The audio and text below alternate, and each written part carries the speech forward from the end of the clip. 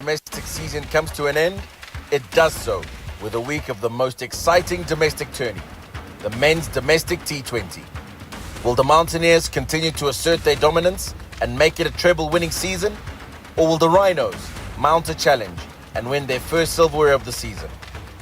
2 venues, 5 provinces, 11 matches, and just 1 winner. From the 24th to the 30th of March 2025 at Harare Sports Club and Takashinga Cricket Club. Who will be crowned the 2025 domestic T20 champions?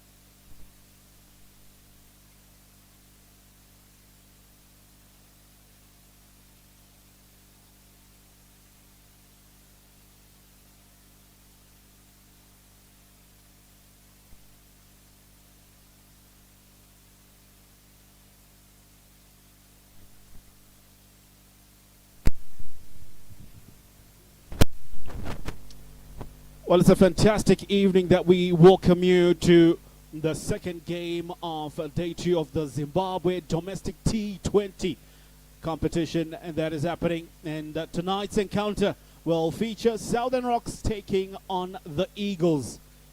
Well, it's a game that will be under lights, but I tell you that it'll be a thrilling one. My name is Tawanda Eli. I'll be in the commentary box bringing you live updates of this encounter. And I will be joined by Larry Quirai. It will be my partner. Good evening, Larry. Hey, what's good? You're right. And it's a very exciting match. Two powerhouses meeting today. Right. So what happened earlier during the toss? Eagles won the toss, and they elected to field first. This is courtesy that they're trying to just limit to the Rocks to a reasonable total that they'll be able to chase, besides other factors that will come in, which will be due later on, because pretty much it's been that sort of evenings that we've had right here at Harare Sports Club. So definitely that's what we'll see. Let's take a look at the sides that will be playing today quickly, having a look at the Southern Rocks team that we have. Sifas Joao will be in, Innocent Kahia, Roy Kahia, and then there will be the captain for Zimbabwe in this short format, Sikanda Razabat, will be making an appearance for the Southern Rocks. He'll be joined by Jonathan Campbell, Tafazo Tsiga, Newman Nyamuri, William Mashinge, Blessing Mzarabani, Dylan Hondo, and then it'll be Shepard Maziturira to finish the playing 11. And then Larry, take us through the Eagles. Okay, no changes for Eagles from last night. Nachi Kamwe, Tadi Wanashe Marimani, Craig Irvin, Dion Myers, Wesley Madevere, Tony Munyonga, Kundai Matigimu, very exciting youngster who got the player of the match yesterday. Faraza Kram, Richard Ngarava, Tino Maposa, and Tafadzwa Mufuza. So those are the 2 teams that will be making a battle today. An emphatic start for the Eagles yesterday. They were in the opener, taking on the Tuskers. We'll be having a gentleman from the Tuskers outfit later on in the commentary box. He might explain a few things. But it was a good start that they had. They made light work of the total of 134. That was the target that they were chasing. But this time around, they have a different opponent in the mix. That is the Southern Rocks. Opening the bowling for Eagles from the Gulf Coast end will be the much experienced Richard Ngarava. A very well experienced unit. Let's go. Ball 1. Oh, good start. That one raping through Innocent Kahia. Also, a man who is not new to this format. He's had many encounters for the national side. Something that we see quite often in these sides, especially from the Eagles outfit. Yesterday, they only had one player who has not had an international cap. But many would say that's what we want to see in domestic cricket. It needs to be competitive with having Zimbabwe's elite players.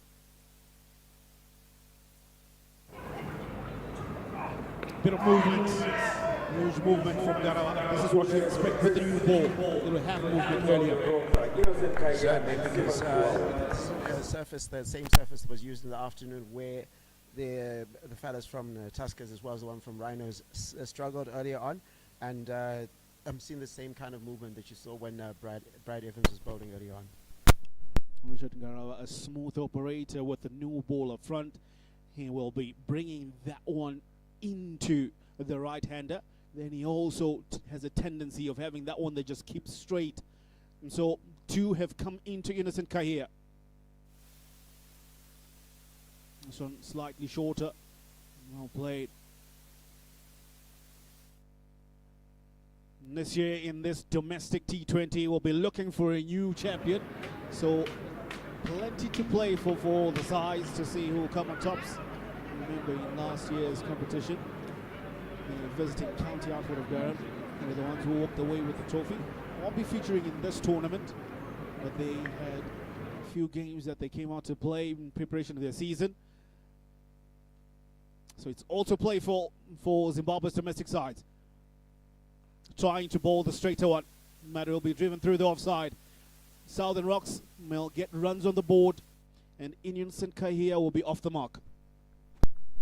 It's very interesting what Richard Ngarava did there. The first ball he was bowling from in the attack from around the wicket, and they changed to bowling from over the wicket. So he must have seen something in in the way Innocent Kahia was playing in order to make that change. Taking his guard will be somebody that needs no introduction to Zimbabwe's domestic circuit, as well as had a stint on the international side. That is Sifus Joao. So the opening combination at the moment for Southern Rocks, it's a right-hand, left-hand combination. So a couple of changes in the field setup for Eagles. Pretty packed offside, and there will be deep third and a deep square leg. Thickish outside edge, third man will watch it sail over for 6. For a moment he thought that he was in action, but that will be the opening maximum for Sifus Joao. Well, they call him the big bully. They don't call him big bully for nothing. On that occasion, Sifus Joao really didn't look to have that much control over that shot, because that was a thick outside edge. Not that he was looking to cut it away over point, but it went quick and fast over third. Plenty of power behind that. Richard Ngarava would not be disappointed with that shot. It'll be encouraging. Beaten for pace, but still getting a maximum, Sifus Joao.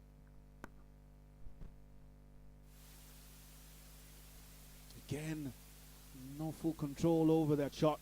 Half and half. Caught between trying to defend and played leg side. Well, it's a good start to that over. It's the first over done. Southern Rocks, 7 for no loss. That's the first over, 7 without loss.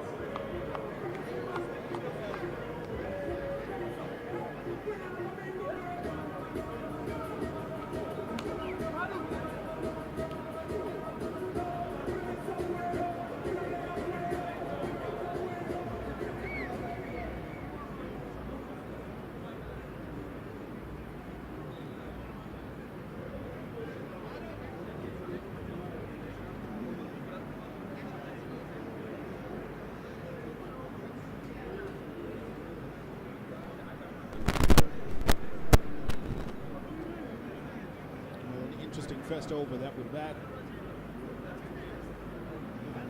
First maximum from Sifus Joao. Now Matigimo, exciting player. Oh, bottom edge. Innocent Kahia coming down the track, trying to blast Matigimo out of the park. So two very aggressive players for Southern Rocks at the crease at the moment. Not sure if you're trying to use the double step Matigungu off the first delivery. I want to have a look at what he's doing first of all. Well, that's the thing. T20 really can be surprising because that's what the bowlers will be expecting you to do, to have a look. And then you might just feel like you've had one good over to have a look at things. And you'll be looking to blast away. And that's a good stop in the covers, but they still get one.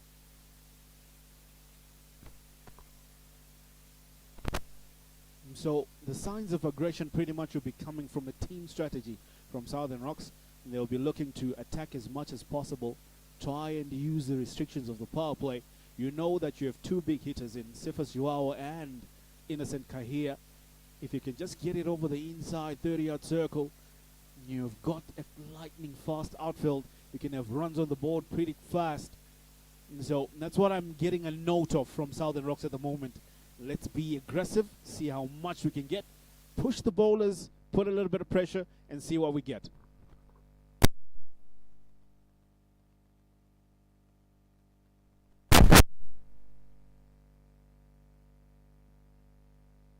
Larry, you've had a look at Matigima for quite a while throughout the Logan Cup and Pro 50.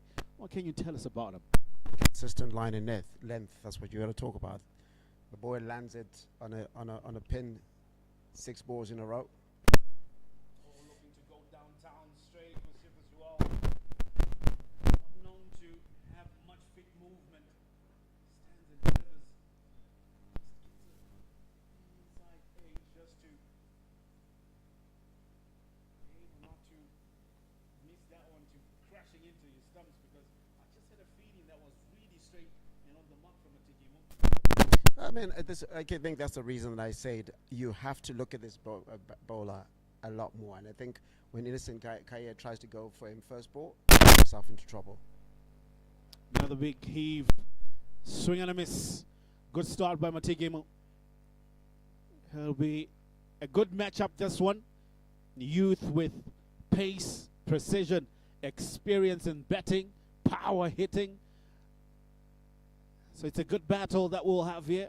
Who will be having the last laugh between these two?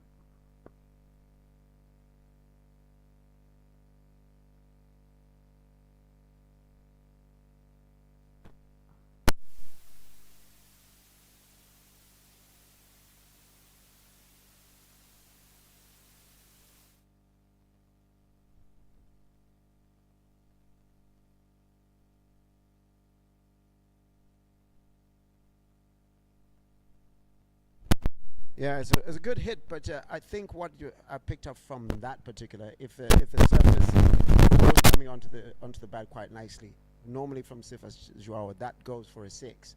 But I think the surface, you really have to read this surface, and it's going to get easier to bat if you just give it some time.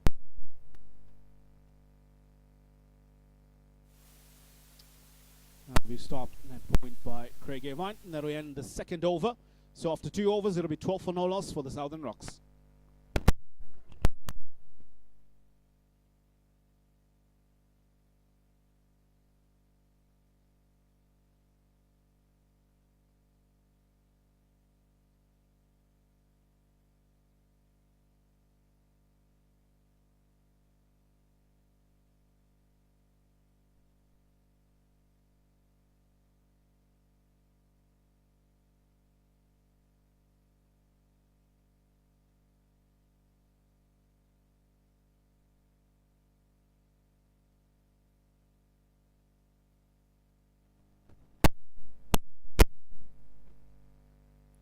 Two overs that we've had. We had the first maximum from Sifas Joao, who also picked up the first boundary in the second over. Third one, Richard got off a second.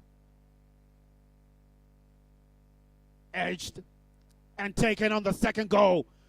Magnificent tag by Craig Irvine. He had a second bite at that one, but in the end, Eagle strike. They pick up their first wicket.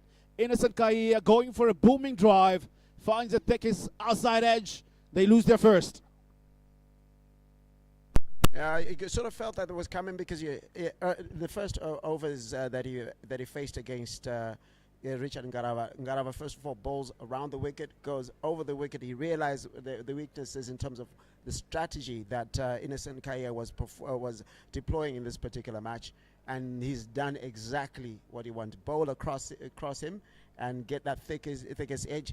Excellent reflexes from Craig Irvin, because that easily could have gone down, but punches it up and then is able to collect it on the second chance.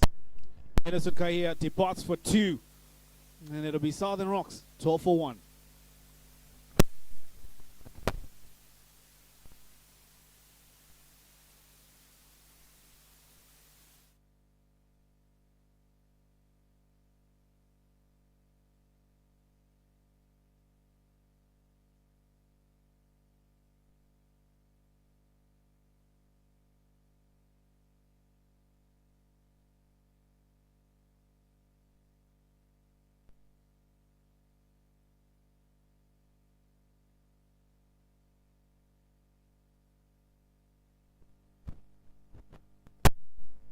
New better at the crease, Tafato Siga. Shortish delivery. Great start in this one. Tricky, but he makes it. A desperate run they take there, risky. But in the end, you'll say good running because he gets over the line. It gets over the line, but you got a heart in mouth because Tony Munyonga, I think it was there, and he tends to hit the target most of the time. And he has a shy. Yeah, probably the only one who's better at that is probably Wesley Madevere in that side. Well, I'll say good running because looking at the person who was running to the danger end, that's Sifas Yuao. Normally one don't know him pretty much to be a good runner in between the stumps. But he took a good run and he'll... some repairs now. He took a dive, might have done a bit of damage to himself, or he just wants to dust himself off. But a good start from Richard Ngarava. He has done well. He bowled a very brilliant first over. Yes, there was a maximum in it, but it was a fortuitous maximum. Comes back in his second over, slightly with an offer. Innocent Kahia's eyes lit up.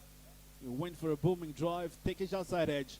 A brilliant reflex catch from Craig Irvine, and that'll give Richard Ngarava the first wicket. So Eagles will be happier of the two sides. Absolutely, and an interesting opening attack that they have because Mati Gimu and Ngarava were both in the Under-19 World Cup. Remember that Kimo Paul moment? Nobody wants to talk about that. Well, that's a very sore moment for any Zimbabwean cricket follower. Right, this is a good matchup that we have. Sifas Yuao, he scored 6 off Richard Ngarava.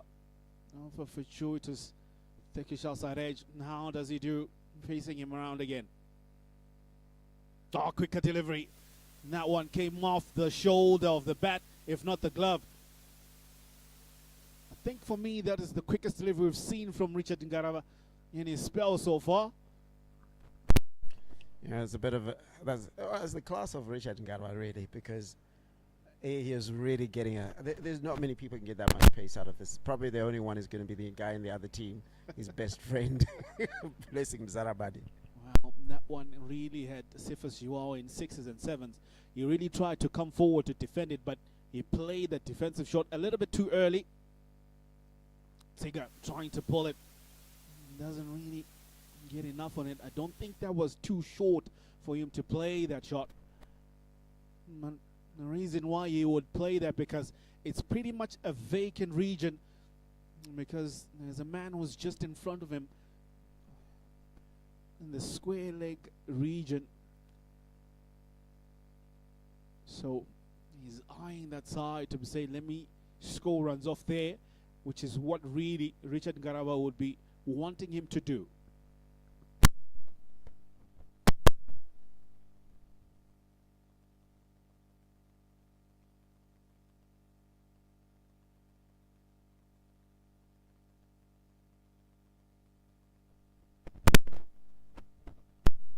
So it's an exhibition in bowling. I think if you're young and you're sitting there and you're watching and you want to see how you crab up a batter, you look at what Richard Ngarava has been doing in this particular over, giving no room, no way no width, nothing to work with.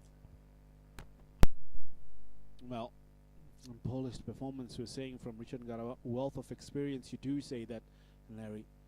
But what I like about it is that as much as he has the wealth of experience, he's hitting the right areas, asking the right questions. Straighter one, but as well, just back of a length, and all you can do is to punch it to a fielder. End of the third over, 14 for 1.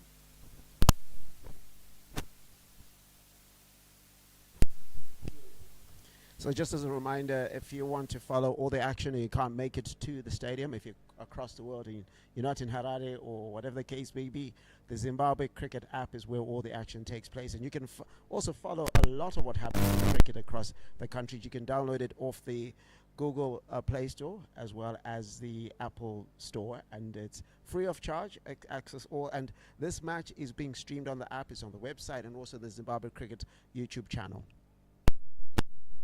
Definitely you can follow the action, but also you can follow the Zimbabwe Cricket Updates channel.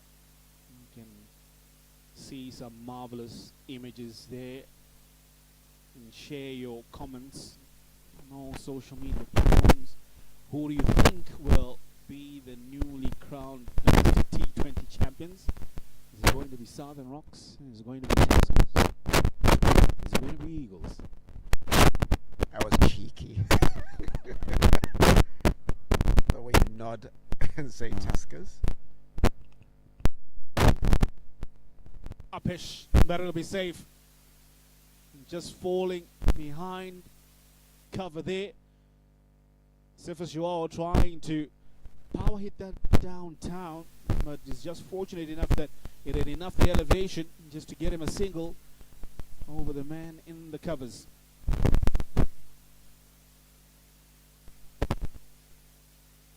So, you do remember that I told you that the left-hand, right-hand combination that Southern Rocks has will always result in a field change now and again. Take a right-hand batter. Swing and a miss. Matigimu challenging him outside off stump. And this is a good ploy. Very interesting, because I think they're expecting a little bit more bounce from Matigimu, but he's keeping it low. So they're swinging at it and just not being able to connect. Any time you're given room outside off stump, you would be expecting to capitalize on that. Haven't seen any hint of movement from Matigimu. Just like that, good line and length, and hitting the right areas. Just so that is quite brilliant. But I think that's Tino Posa, if I'm not mistaken.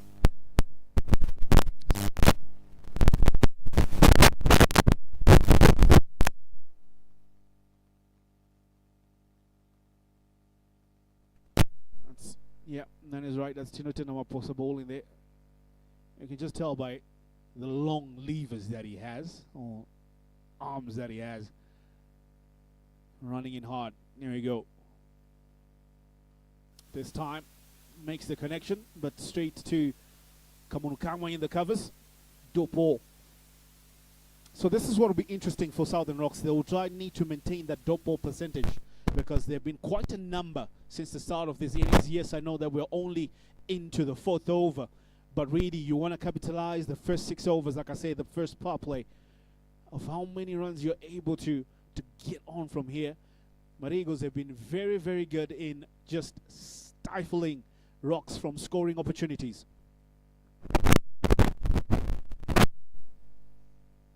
That'll be wide. Too wide for the umpire's liking. So putting his back into, you can hear the groan from up here. He's really trying to get as many clicks in terms of rate of knots in a particular delivery. But I think, at this point, if you're Southern Rocks, just don't try to lose any quick wickets at the moment. But at the same time, you need runs.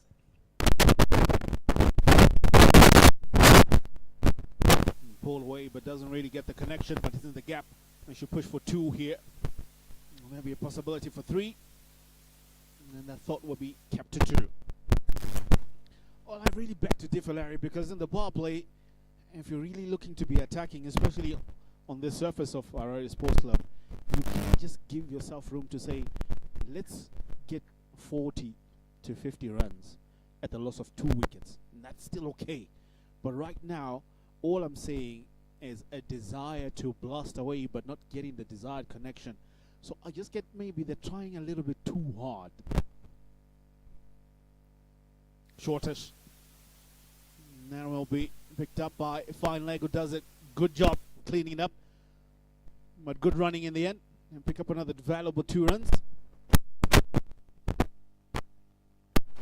End of the 4th, 20 for 1.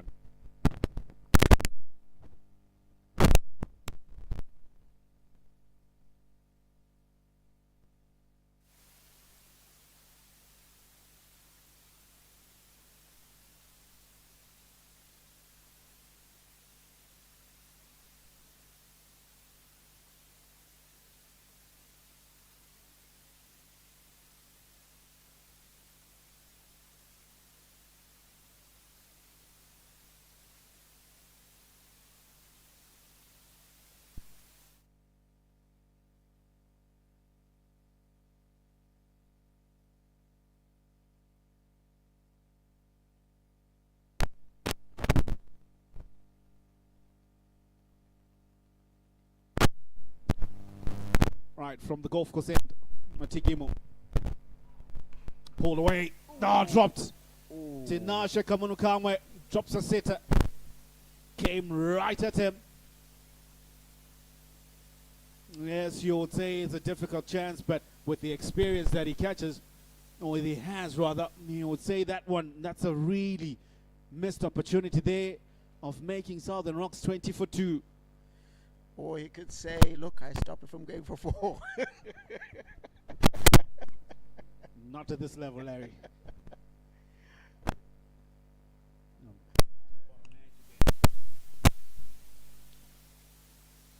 This is Silver Shuao. But Tinashe Tsiga will definitely be feeling his head a second lease of life to Fauzi Tsiga, because that one came, yes, brisk, fast to Kamunukamwe, but with the wealth of experience that he has, should have stuck. Fortunate.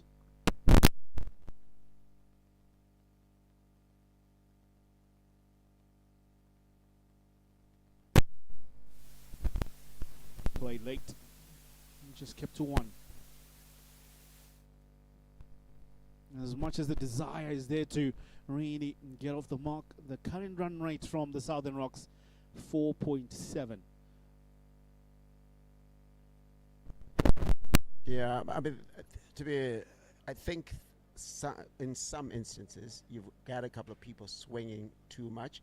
I think on the surface, you need someone who's going to play some proper cricket shots, because you will get some runs if you play proper cricket shots. But I see earlier on, Innocent Kaieva is trying to flash at everything. You've seen it from the Tiga, you've seen it from Sifa Joao. And you just if you play some proper cricket shots, I'm sure you get purchased from this field. Again, shortest delivery, trying to pull it or heave it away. They'll scamper through for 1.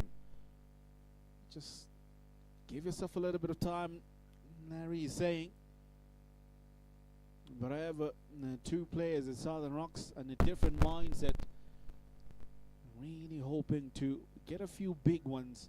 They have tried that for the last 4.4 overs, and they've only managed to get only 22 runs on the board for the loss of 1 wicket.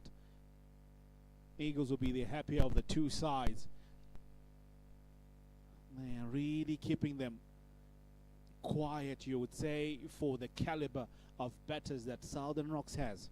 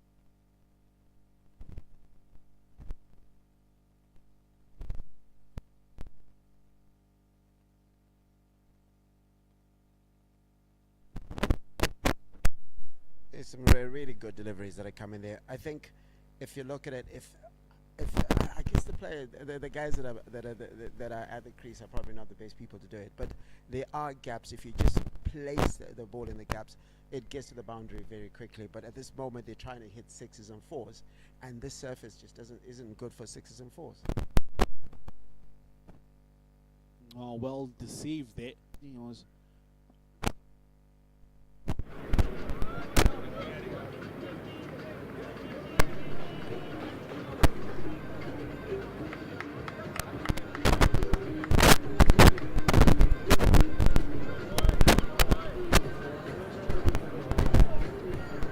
Five overs done, and Southern Rocks 23 for 1.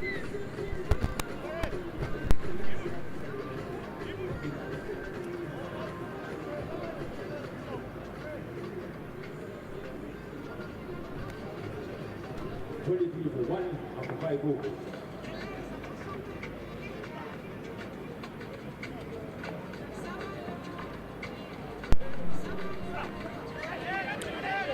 Taken. The top ball pressure tells Maposa strikes. Tiga trying to go for the scoop shot. Comes off the glove, you would say. And an easy catch there. Shot, fine leg. Southern Rocks, they lose their second. And they will be 23 for 2. Yes, like you say, the dot ball pressure tiling there, right there. And as I say, this surface just needs cool heads and needs somebody who decides that, I'm just going to play these innings out. You can get, if you look at the matches in the afternoon, you had even Clive Madande. A lot of his shots were through the vacant areas. And you get a lot of punches. Once it gets past the inner ring, it gets to the boundaries quite quickly. But what I've seen in as far as the strategy that these bowlers have had, it has been about trying to hit sixes and fours with big hits and big for that matter. And I just don't see that coming through. Well, 2 wickets have been lost. Southern Rocks 23 for 2. And this one just coming off the first ball of the 6th over. Yes, I did say that a side can be comfortable in losing just about 2 wickets within the power play. But you need to have made efforts to get runs on the board here. So I don't feel that the 2 wickets Southern Rocks have lost really can be valued to be only 23 runs worth. But however, there's a new batter at the crease, Roy Kahia.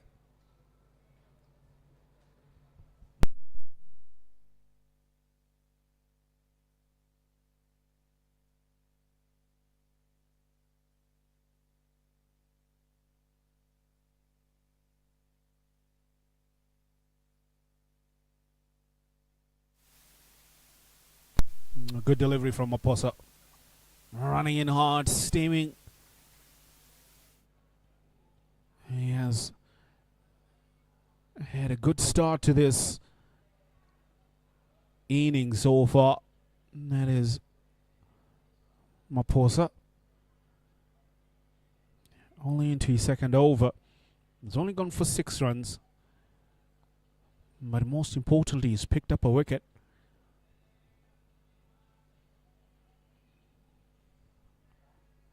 Oh, coming down the track. And that's Roy Kahia. And trying to exert himself onto Maposa. Just trying something different. So the mode from Southern Rocks is to be attacking as ever. Try and put the foot on the pedal. Strategy that hasn't worked. It has cost them 2 wickets. But they're still sticking to it.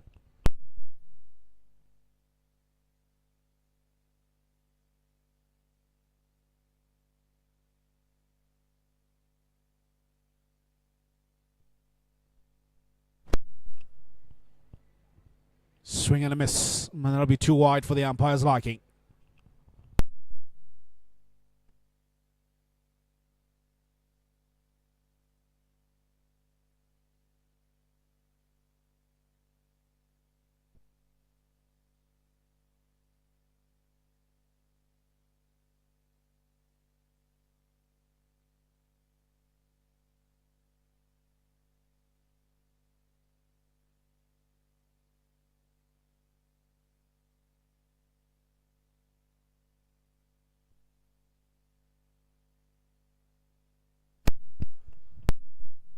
thing that I have learned from watching so many cricket is that you can only judge a surface after both sides have betted.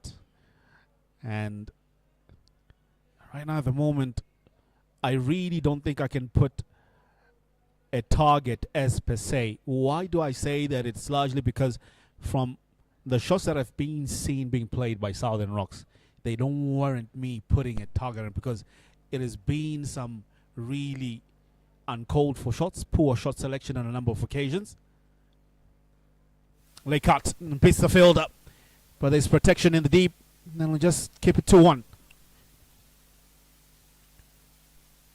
So for now, I haven't really assessed it to say how much can a side put up, but just from reading and looking at the surface, probably I would say I would push your 120 by adding on about 15 more runs, just to be on the safe side.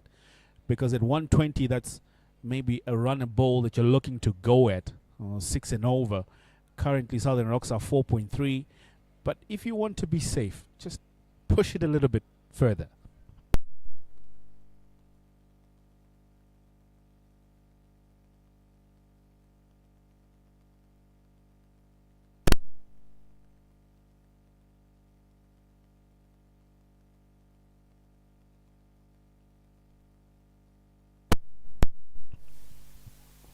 Now, good ball. Going for the block hole, but it's well played. That'll be 4. Brilliant piece of time in there from Sifus Joao. Maposa going for the Yorker. Doesn't pay off. A boundary to end off the 6th over. It'll be 29 for 2 for the Rocks.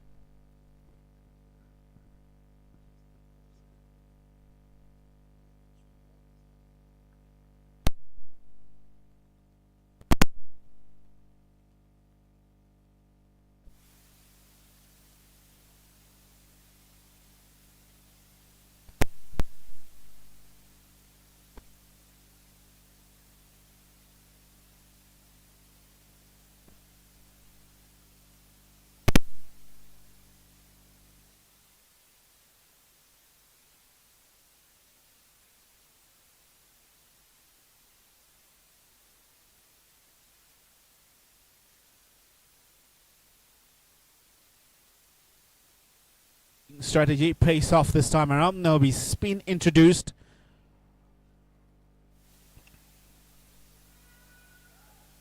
Yeah, muffled appeal of LBW.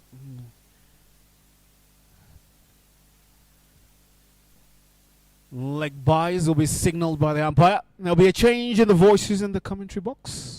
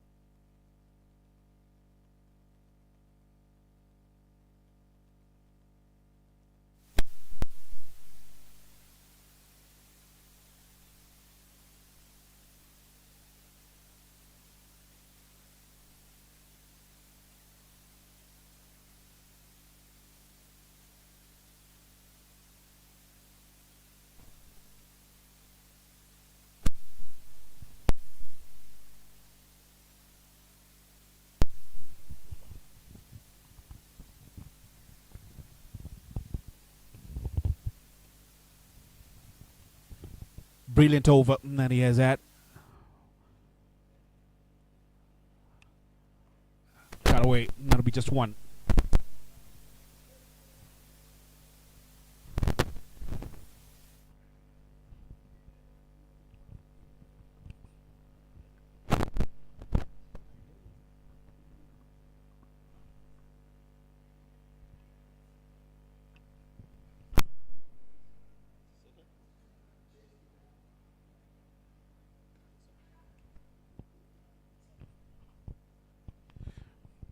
And looking for a boundary, but that's a good over from Tapion Fudza. Is that a good over? It'll be 7 overs done. It'll be 35 for 2.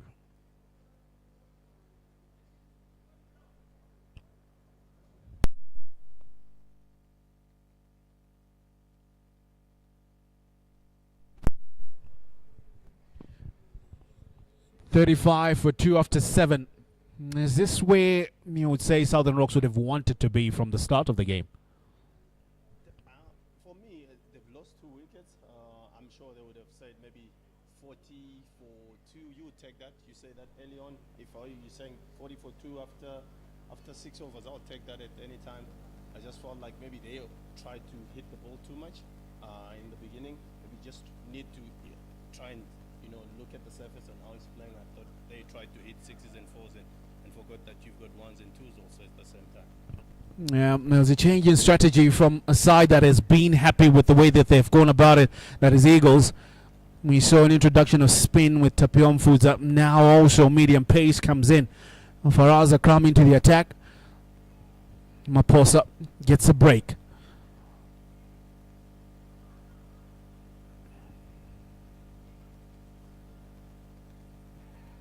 Not really getting that one. Sifas Joao quickly. A throw by Marumani, trying to tug at the stumps, misses them totally. And they come back for 2. Joao is now into the 20s. He's been there for quite a while. He's been there from the start. But really not the usual Joao we're used to. Yeah, I'm sure it's not the surface that you want to see the big bully batting when he loves the ball coming onto the bat. That the wicket hasn't been assisting that. It's been a bit up and down.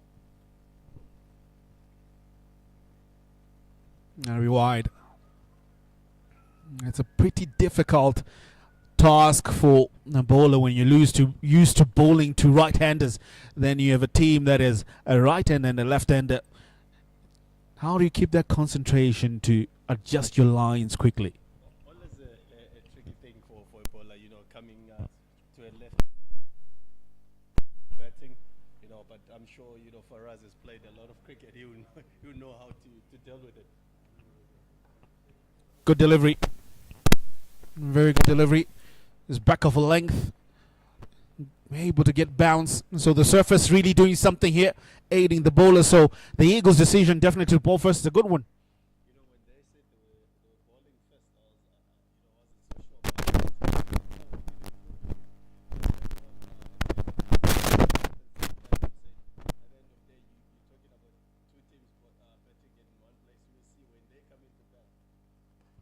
about Driven through the covers. There's protection. Some work there. But a decently good shot. They're able to come back for 2.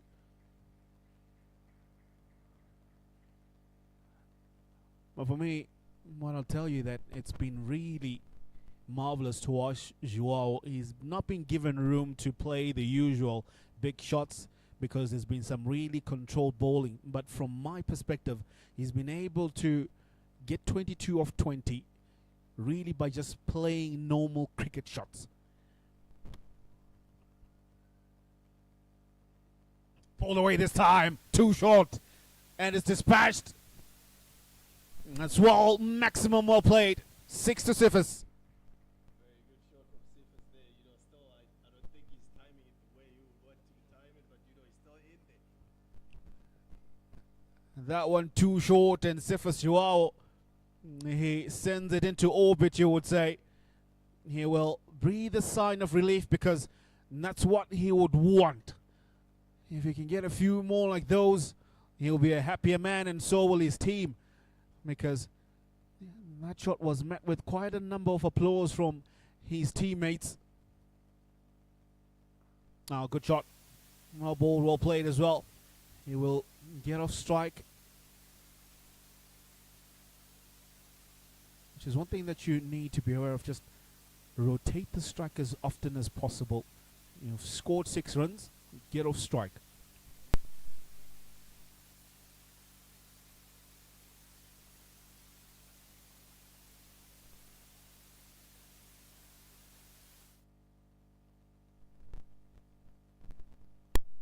No, he loves being on strike. That's one thing that we have grown accustomed to. Right, the field has been spread. Long off comes in inside the circle. A 3 on the leg side. A sweeper on the offside. Good delivery.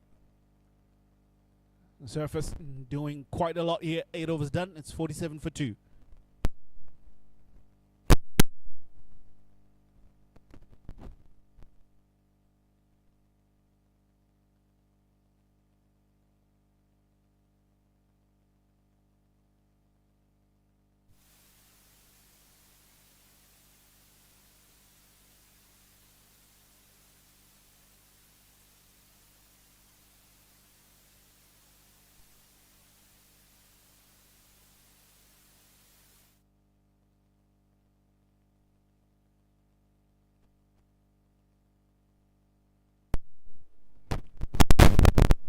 And 47 for 2 Southern Rocks.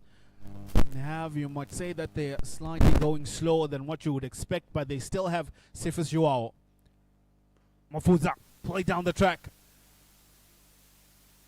And that will hit the fielder. No, hit the sweep, as you would say. Just for 1. So the introduction of spin. It is going to be interesting to see how he operates. Really didn't go for much in his first over, but how he'll be able to bowl on the surface that is really favored well. Pace. What will it do for the spinners? Use of the feet. And a missed opportunity, you'd say, from Arumani for a stumping opportunity.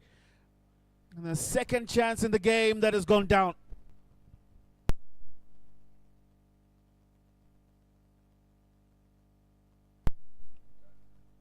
Sweep shot makes the connection. It'll drop short of deep mid wicket there and just keeps it to 1. But Chris, that was an opportunity. Big opportunity for the Eagles here. You know, like we were talking about Mufuza is normally a tricky customer. You know, you have him going for 1s and 2s, taking him for 6 runs, and then over, you're quite happy with that. Bang! Rock on, stump to stump. You miss, I hit. Sifas Joao trying to go for a big heave leg side on a straightish delivery. Good flight. It just deeped on him. Mufudza strikes. Rocks lose their third. There'll be 49 for the loss of 3 wickets.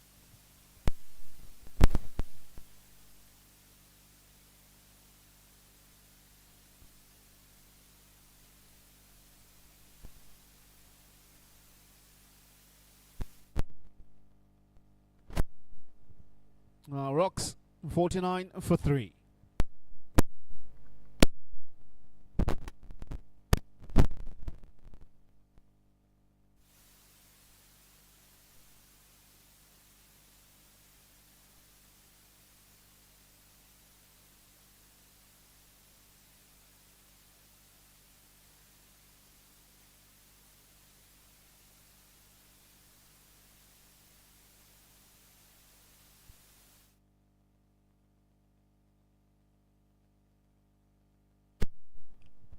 $49 for 3 Southern Rocks are.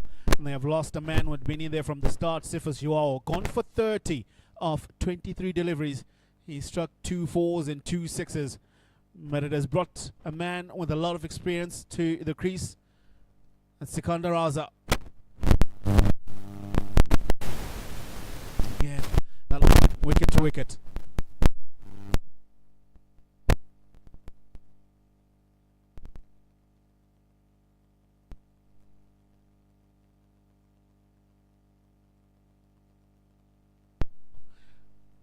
Bowled. And end of the over. 9 overs done. 49 for 3.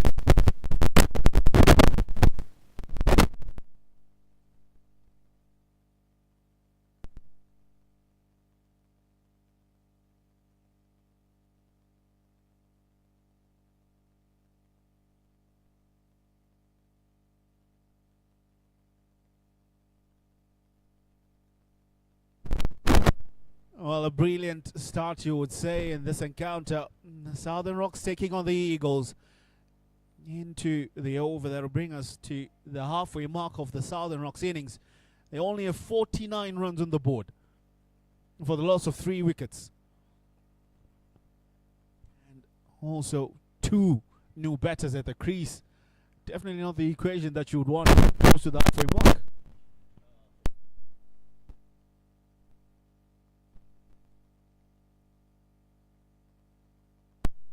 A quick single taken. That's good running. Just beat Dion Myers, who's at point there. That's good running from Raza.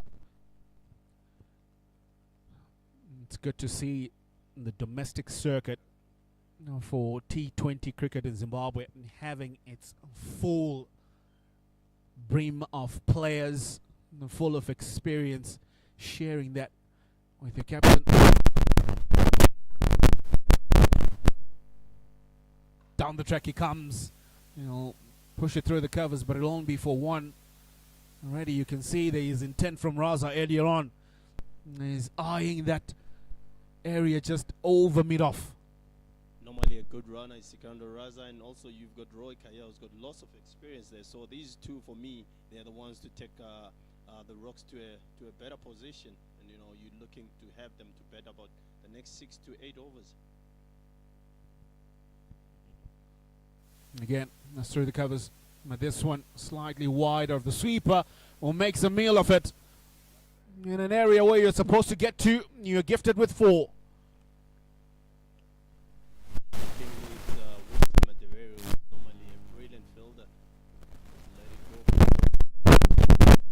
Well, definitely this will relieve some pressure on the Rocks here, because boundaries have been far and wide. It's been quite a while since we saw a boundary from Rocks, and then unfortunately Wesley Madere just gifts them 1 there. Oh, right here grants us a missed opportunity to cut that one away. Roy Kaya normally a cut shot, and he's missed quite a lot today, so we feel a little bit disappointed on that. He's missed quite about 4 or 5 that I've seen today. Well, just shows you how the surface is behaving here. Not many have been able to really read it. Well, good ball, back off a length, good running between the two. They come back for 2, sent back by the Zimbabwe captain, Sikanda Raza, sending Roy Kaya back because he thought he might get 2 there, but a good call to say no. Also a good backup from Tino Maposa from long on, running in to stop the extra run there. So it's good to see some good fielding from the Eagles team.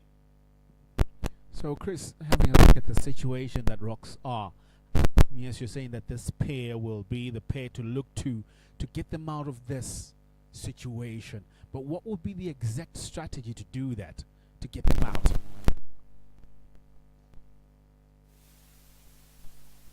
For me, like early on Larry talked about, giving yourself a bit of time, to look at the surface. And at the moment, for these past 2 overs, you can see that these guys, yes, as much as they want to score boundaries, they're actually looking to get 1s and 2s. So as they bet for a bit longer, that helps them out to bet a bit more overs than that. All right, 10 overs done. It'll be 57 for 3 after 10. And the teams will take a drinks break. And so will we.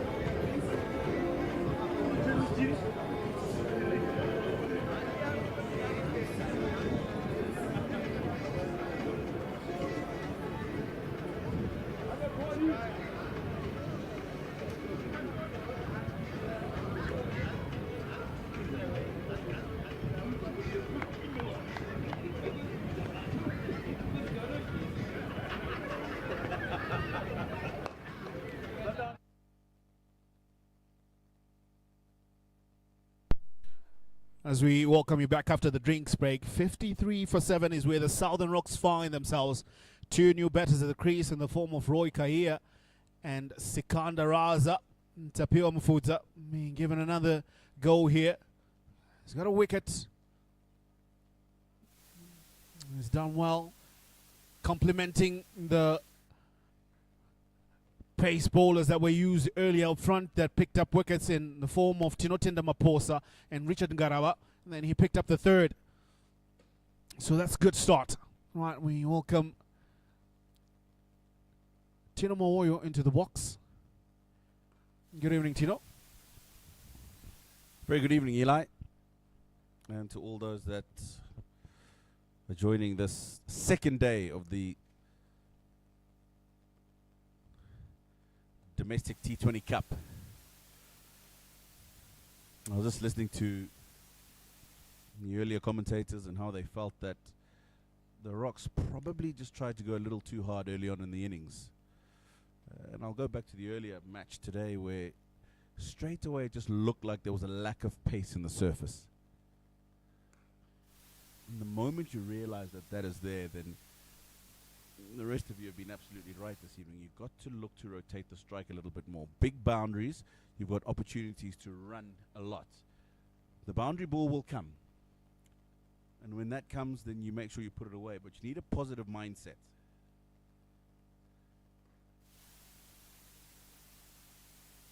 Where you're looking to drop the ball into the gaps when there's a sweeper out. Opening the face, running the ball down to the boundary so you can get those singles. Make sure you keep that scoreboard ticking. End of the over, the 11th. 61 for 3. So that's something that the teams just need to think about. I remember this afternoon as well, just referring to the Rhinos at one stage and saying if they thought 180 was a very good score, 160 would be a good score because of that lack of pace.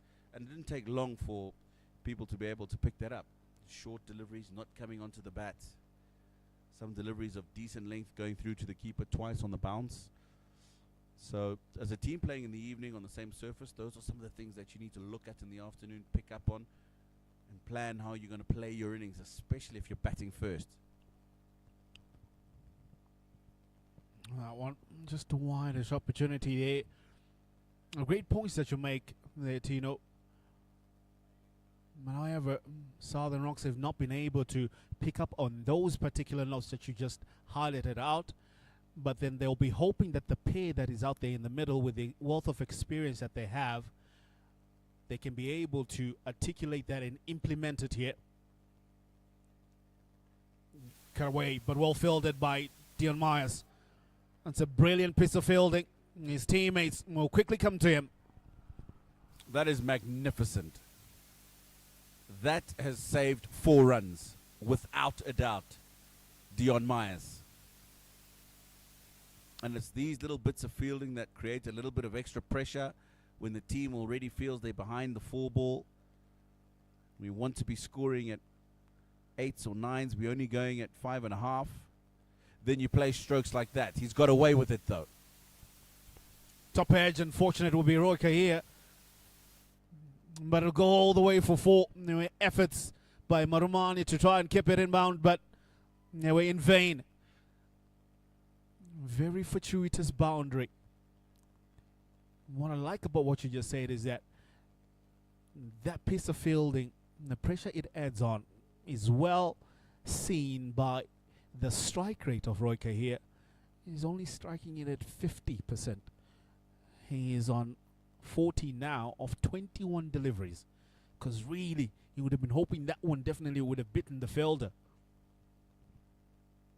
I pulled away, too short, and dispatched. Very well played. So this is what I'm talking about. You show a little bit of positive intent. You got a top edge delivery before 4 runs. This one comes out the middle of the bat, 6. You've got 10 and 2 balls. In between that, good running between the wickets, finding the gaps in the pockets in the outfield, and you've got yourself a good over, 13, 14 plus, without trying too much. Yeah, definitely this one is looking like a good over.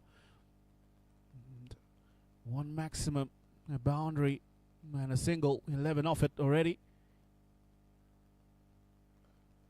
Through the covers and taken. Well, Roy Kahir had 3 very good deliveries that he played well, you would say. But on the 4th one, trying to go through the covers, was in the air for a long time, and a good catch from Craig Irvine. Now see him depart. And unfortunately, after a couple that he struck really well, this one he hasn't. Roy Kahir. But a valuable little contribution in difficult circumstances for the Southern Rocks. Score now 71 for 4. Kahir's contribution 20 and 23.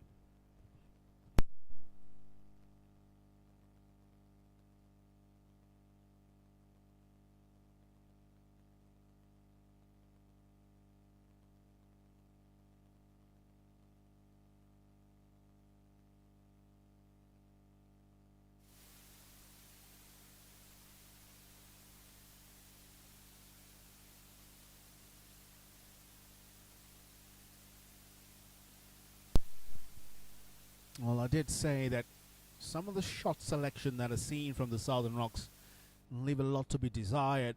And in that occasion, from Roy Kahir, he already scored 11 runs from the over. I would have been happy with that. Maybe pretty much rotate strike, get off strike, because you've been there for 3 deliveries. New man, Jonathan Campbell, who works at leg side to get off the mark. They'll pick up 1.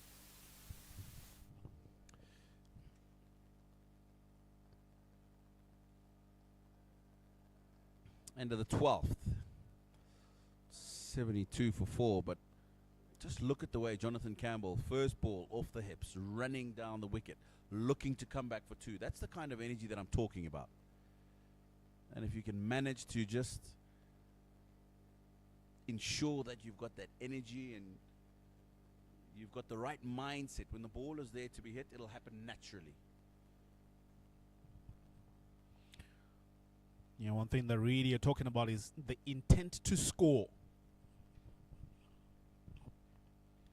Having the intent to score, that's Jonathan Campbell really showing it from the first delivery. Another fairly new batter to the crease now. Mufudza back into the attack. Really still going with that line, attacking the stumps. Christopher Mpofu did mention that with Mufudza. You should be happy just scoring singles off him, because he's got that precision of attacking the stumps. You miss, you hit. We saw Sifas Yuao lost his wicket. Oh, good shot from Raza.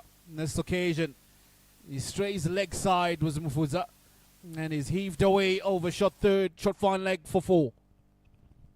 Intentional from Sikandar Raza, and he does this well because he gets inside the line of the ball. And because the 45's in the circle, he's got no danger whatsoever as long as he gets the ball over him and gets that ball into that vacant space down at fine leg. Deep back squareward fielder cannot get there because it's just too far to get around. So that run rate's just picking up now. A couple of overs ago, it was at 5.5, 6.2 to the over now. 77 for 4 after 12.2. And Sikandaraza is starting to get a little bit busy. Gets 4.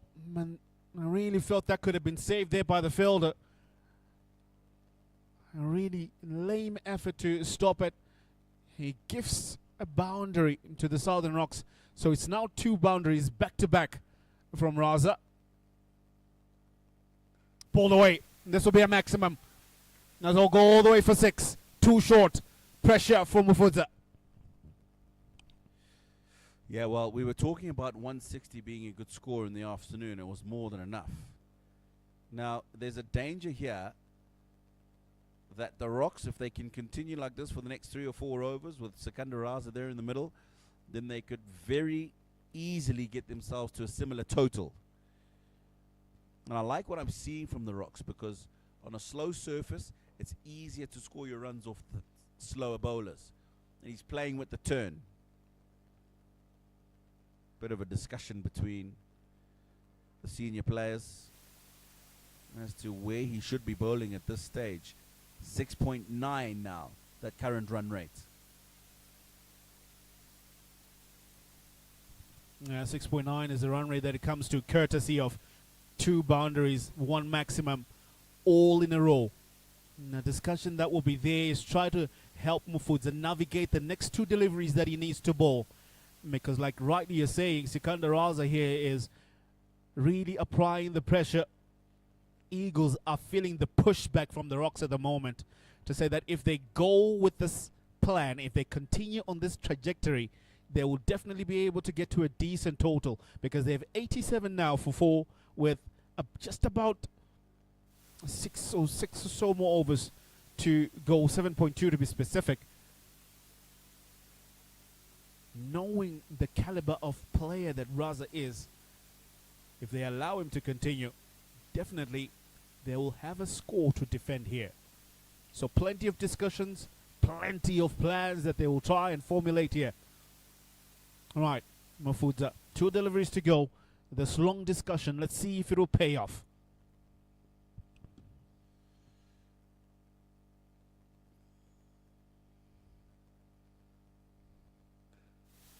Oh, bit of extra bounce. Raza in overdrive. This time, because of the 2 leg side boundaries, he goes wide outside the off. The extra cover drive brings 4. And it goes for 4 in an area where there's no protection. Tinashe Kamunukamwe, and short extra cover, just watches that one fly past him. So it's now 4 deliveries that have gone either over the boundary or right through it from Sikandaraza. A very, very good over. Run rate now just a touch over 7.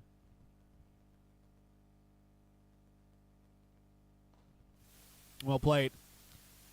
Just a single to end the over, but a very, very good over.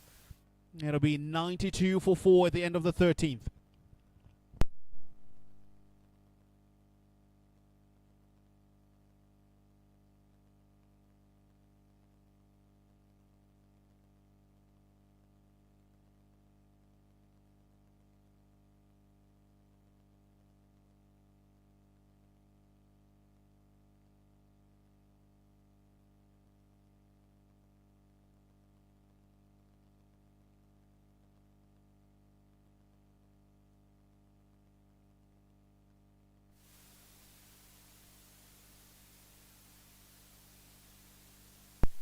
Now with 13 overs done, the last over that we saw from Tapiwa Mufudza, it was the last of his allotted 4.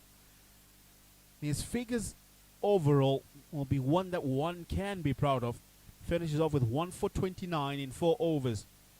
But it's only after the introduction of Raza in the last over where really he was able to be taken for quite a few. Maposa into the attack.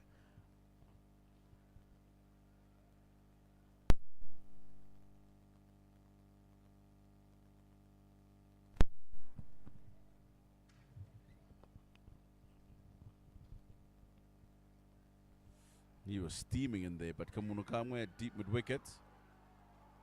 I'm just asking him to stop and make sure he's got the field right. So, mid on, mid off, both up in the circle. Sweeper on the offside, leg side as well. So, look for the shorter length. There you go.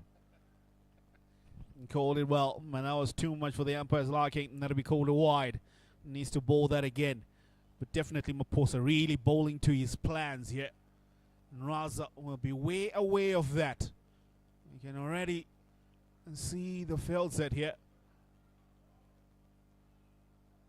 Raza, he really does tend to shy away from the shortish delivery.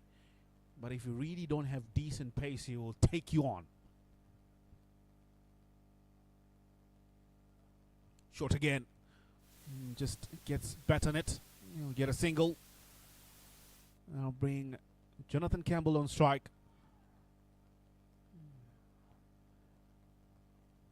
He's only faced 2 deliveries for the 2 runs. Different field set for Campbell.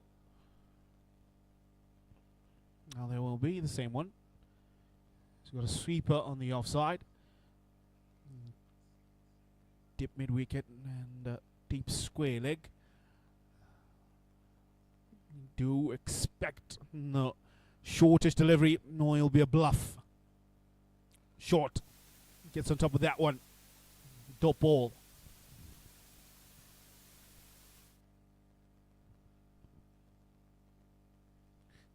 So it's, besides the first wide delivery, it's been 2 short deliveries on the trot from Maposa. Can't expect a bluff here when you pitch it up fuller, aiming for the block hole. Or will it be another short delivery? A big shout. He's pitching it up again. I just feel like it really was outside the line there of leg stump. They do scamper through for 1. Good bowling here from Maposa. Trying to slow things down.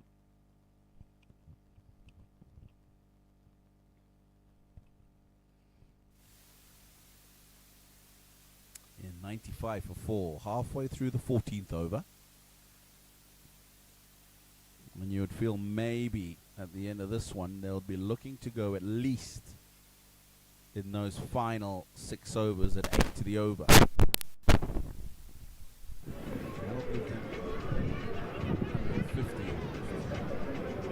should feel that they can defend that. Be wide. 150 will seem like a very good total to defend here. You've seen many games here under lights. What's the pass score at Harare Sports Club in the evening? Ooh, that's a difficult one to answer, Eli. What I can tell you is 180 is a very good score, batting first and defendable on the surface, whatever time of the year we're talking about. I think in particular, as we've mentioned, and the reasons why, this evening on this particular pitch. It'll be interesting to see when the Eagles come out to bat what their game plan is.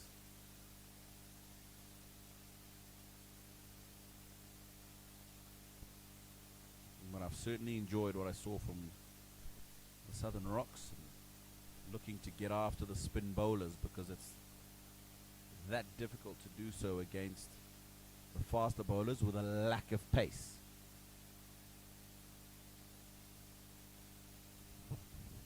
Yeah, one thing that we really did sum up is that it's always difficult to judge a surface until both teams have batted on it. Then we can be able to deduce what's a good score to defend here. Really what I've liked from this particular over, especially from Maposa, is that he has really stuck to his strategies. He's bowling into the field set that he has. And just slowed down the scoring rate, because when spin was on, Raza took a liking to Mfudza. Slow delivery, well bowled. This is good stuff to end the over. 14 overs done, it'll be 98 for 4.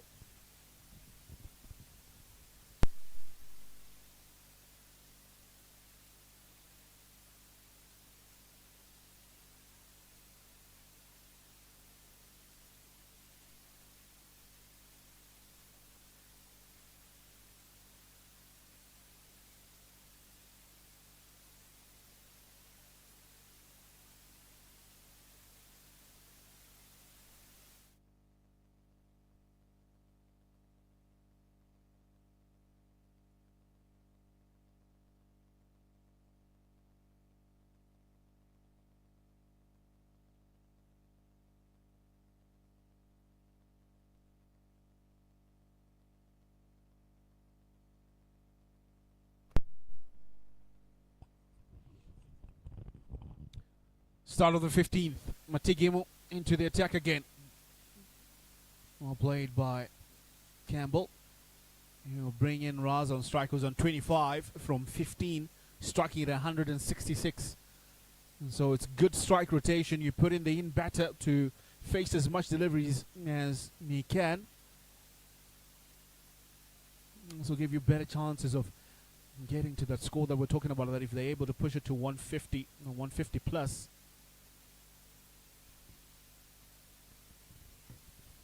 Yeah, that'll certainly be very competitive. Leg side field set for Sikandaraza. Fine leg, deep backward square, deep mid wicket, long on. The only field on the offside, on the boundary, the sweeper.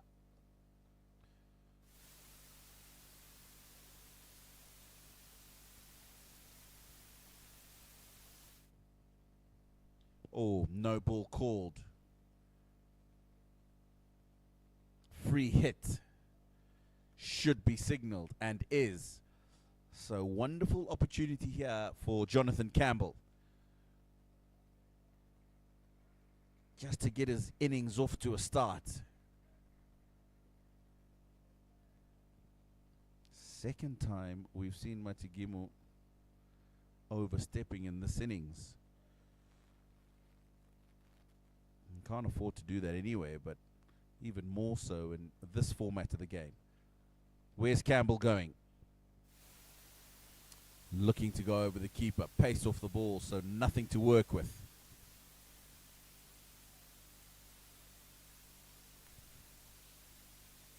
A very well ball, good comeback from Matigimo. That no ball brings up the 100 for the Southern Rocks. The 100 for 4.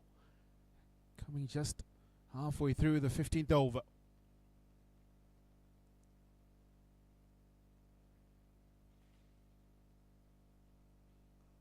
Slashing at that one. That'll be picked up by third man. It'll just be one. Seeing some efforts to try to add some impetus from Campbell. But really hasn't gotten going. Hasn't faced much. He's only faced 8 deliveries and scored 4 from them.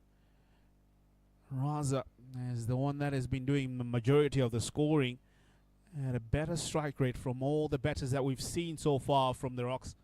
162 is his strike rate. Short. Got a faint edge to it. Marumani drops that one.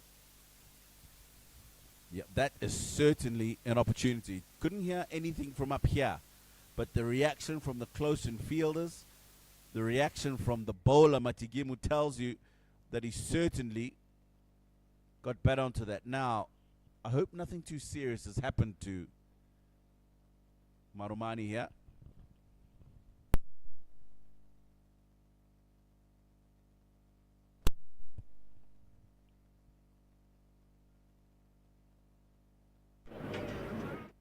He's just having conversation with the wicketkeeper. He's clutching his left hand, and I wonder if there is, well, certainly is some damage that's been done, but we hope it's not too much from that effort. Well, really, that one looked like a very regulation catch for me. So I think it just jarred into his fingers as he was trying to cup it, you would say, trying to catch it at chest height. Seems to be okay. Yeah, once it gets that high, you don't want to go the conventional way. You want to do a reverse cup. And that allows you, if the ball gets any higher at an uncomfortable height, to raise your hands and take the catch. However, just got himself into an awkward position. Probably didn't expect the ball to bounce so much. Maybe off the top edge, got a little bit of extra height, and he didn't have time to adjust.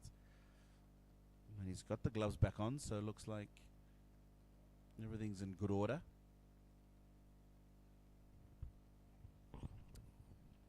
So 3 opportunities that have come Eagles' way that have gone down. This one from Marumani is the third one.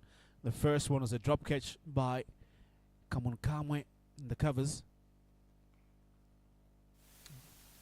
And then we saw Marumani missed out a stumping opportunity behind the stumps. Missed out an opportunity to stump Roy Kahia earlier on. And now Sikandar Raza nicked one to him just behind the stumps there. Not able to collect it fully. So those will be a couple of areas for Eagles to work on. Especially when you play against better opposition that can make you pay heavily for such mistakes.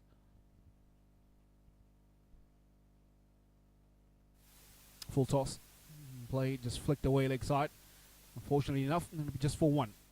So 15 overs done. It's 105 for the loss of 4 after 15.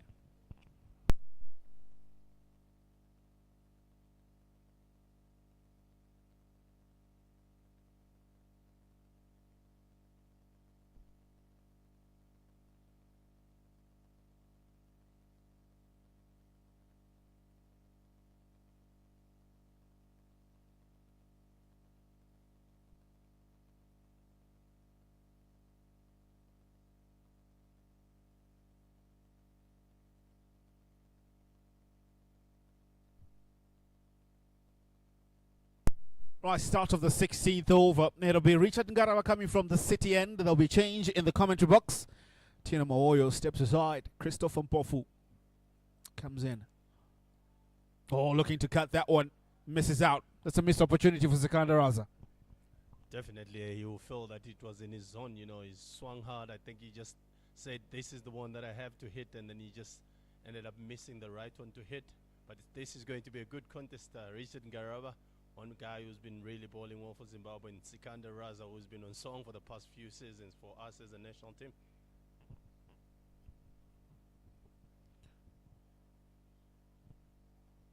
Too short. Not pulled enough. Didn't come from the middle of the bat. You could hear it from the sound of the bat, like it really hit high up on the bat there. And Sikandar Raza, he'll have a laughing opportunity with Ngarawa there. I said, mate, I really wanted to send you on that one, but you're just fortunate. Those two are they really get along a lot. So it's good to see, you know, the competition that is coming up right now.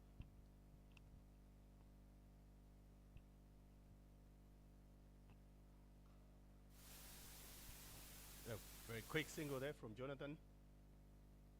Not damage done there. A great piece of fielding from the seasoned skipper there, Sean Irvine. Able to just keep that one. And 3 deliveries already into this over. And not able to get out much from those. 2 runs from the 3. 6.9 is the current scoring rate. Short, played straight. Gets a hand to it, Richard Ngarawa. That definitely took some pace off it. And greater piece of fielding off your own bowling. Definitely a good one from Richard Ngarawa. Yeah, as you can see, he's got a mid-on in and a mid-off in also. So he's trying by all means to bowl bounces in the short of a length to Sikandar, because you don't want to give him that room to swing through the line. So definitely a good ploy from the Eagles bowlers to Sikandar Raza. You just don't want to give him that room to swing his arms.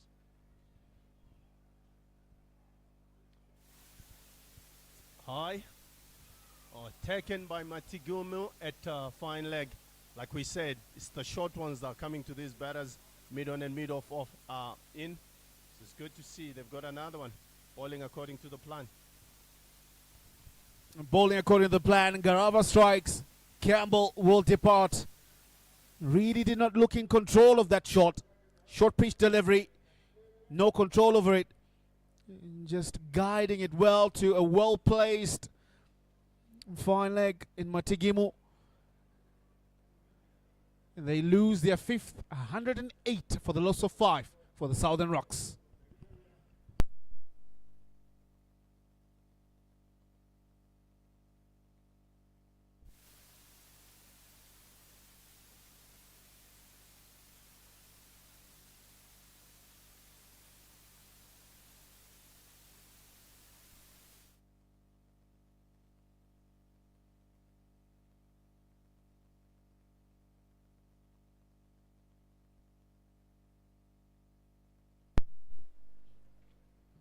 108 for 5 are the Southern Rocks. And that brings a young man full of talent and who's done well in the Zimbabwean summer, Newman Nyamuri.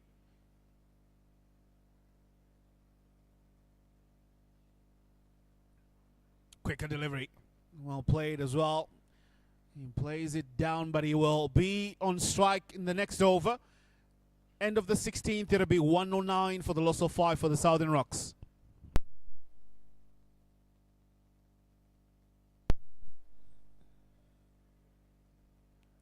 We're really now in the last stages of this encounter, Chris. So what will be the strategies for the Eagles to try and really rein in things here? Because at some point in time, Sikandar Raza really looked to be taking charge, and we're talking about 150.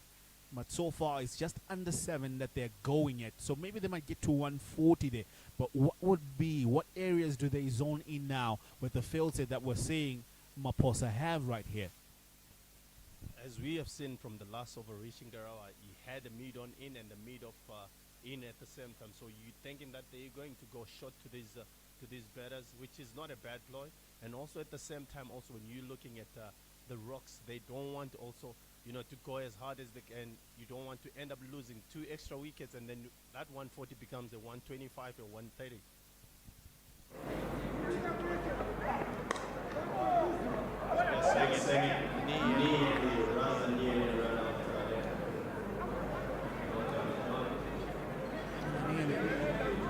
Good run.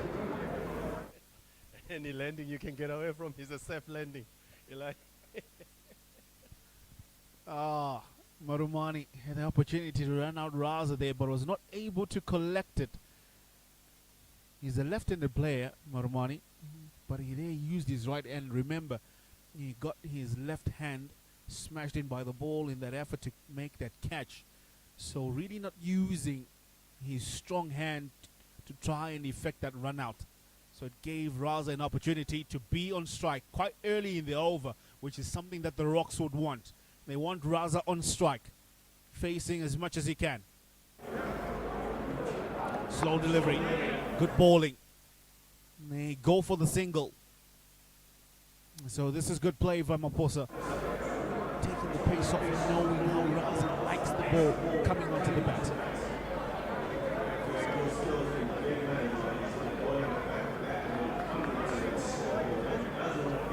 To Raza. So that's very good bowling from him. Good to see from Maposa. Very good skills.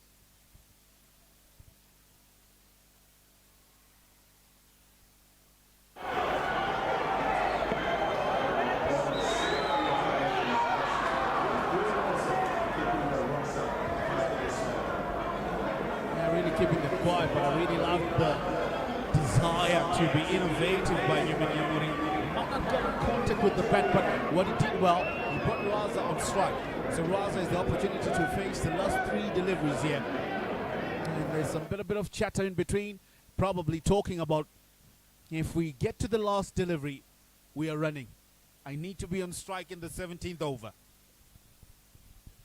Definitely that could be the thing from Raza. They're saying that whatever happens, we definitely running. From Tino Maposa. He's been doing all this over. I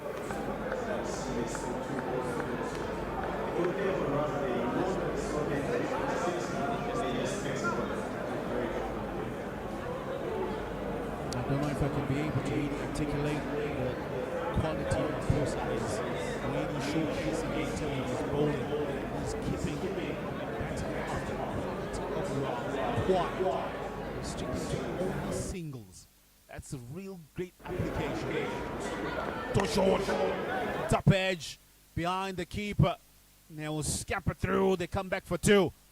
Can they think of a third? No, they won't. So Nyamuri will face the last delivery of the over. That was a quicker delivery. I love Maposa's thinking. Slow deliveries to Raza because he knows he loves the ball coming onto the bat, but when Nyamuri is on strike, really bends his back to get to full pace. Definitely good skills from Maposa there. You can tell everything that he's done there. He's bowling according to his fold. Right now, as you can see, he's brought his fine leg in. So you think that he might go to the slow ball right now.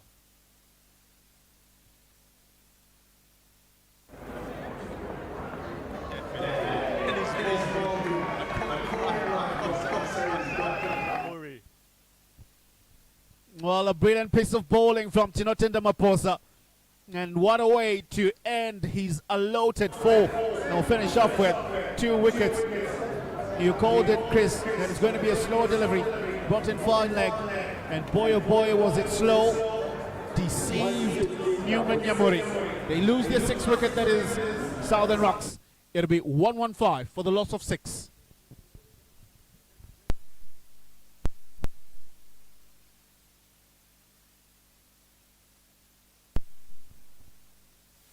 And 3 overs remaining in this encounter. 115 for the loss of 6.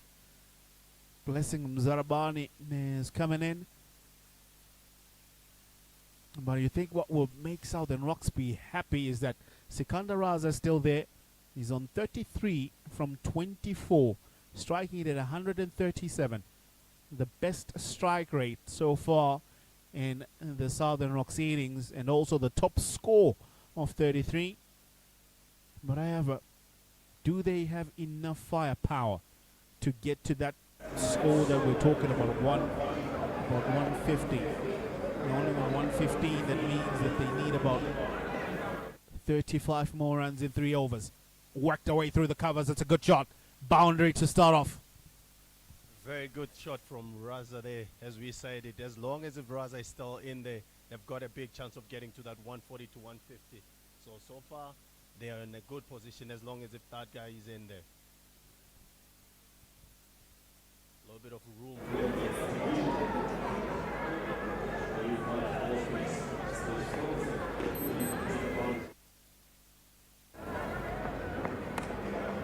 Wonderful, wonderful. He's got power, he's got timing. That is gone for 4 once again. That's a magnificent stroke from Sikandar Raza, showing his class. Not trying to hit it too hard, but a great piece of timing and placement. You have 2 fielders, short third and backward of point, but he bisects them to get a boundary. So back-to-back boundaries. Definitely the start that they would have wanted. Wide. And they pick up a run. Zarabani comes on strike. I don't know if that's a good decision, because your man was in on strike. Zarabani interfaces delivery and they go for the run.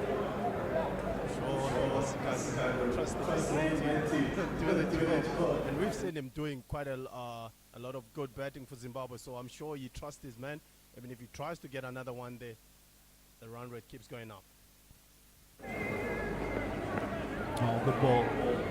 South side off stump. Zarabani facing his first delivery there. Just having a look at the surface.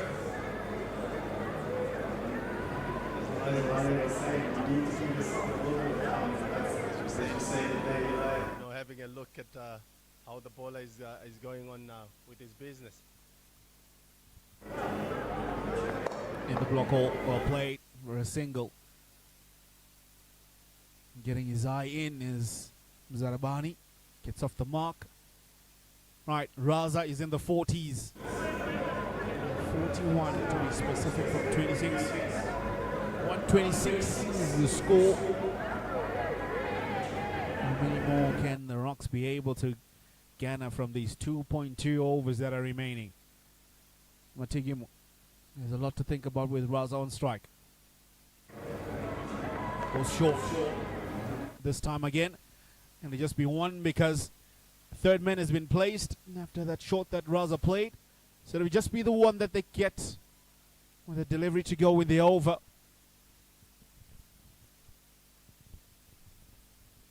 It's that score that they will say that will be much better for the Rocks. 150 still looks like it's very possible, yeah.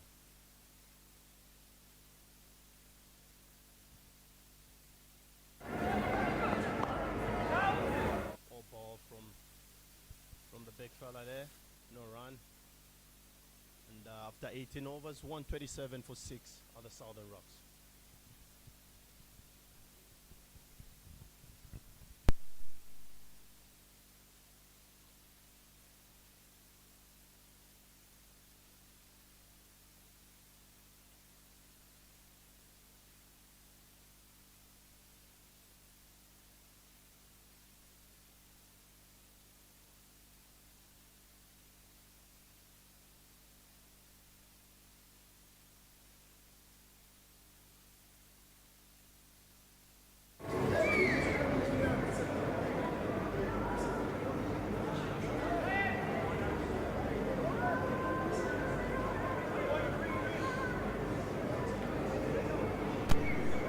Right, we're into the last 12 deliveries. 18 overs have been played, 2 remaining. 127 for 6 for the Southern Rocks.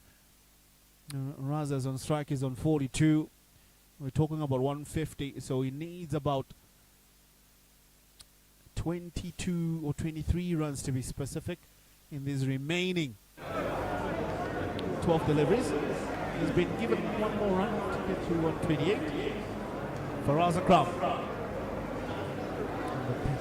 Over, they call it to bowl at 19. Why do they call it the most difficult over to bowl? Oh, well, when it comes to T20, I don't know why they call it, but I tell you, all the overs from 15 to 20, they're all difficult. Very well ball by Faraz, a little bit slower outside off stump. Good stop from Slapping. Covers there, they get wide. Normally bent the ears. You can see that took a lot of effort from him. Trying to catch his breath and stopping that one. And a good stop in the end. And all the players backing up your bowler, they say.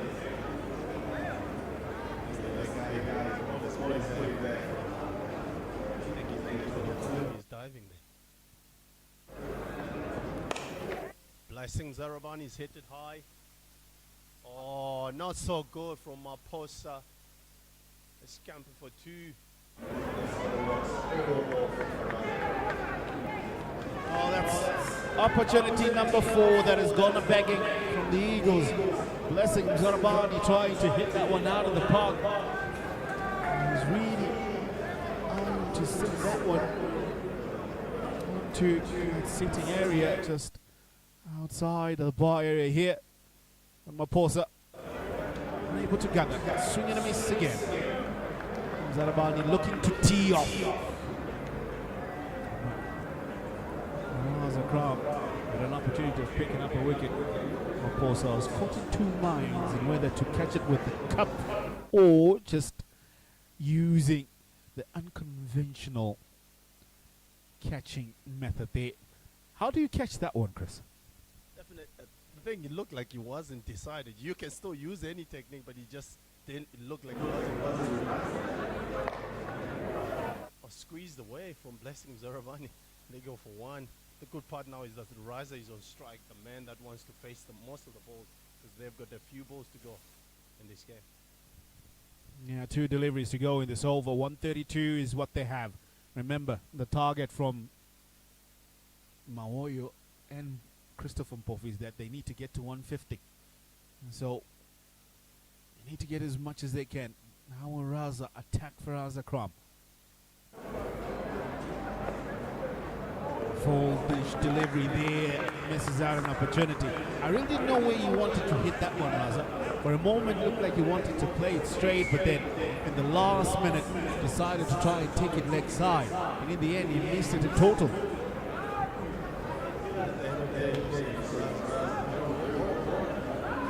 Still a good one.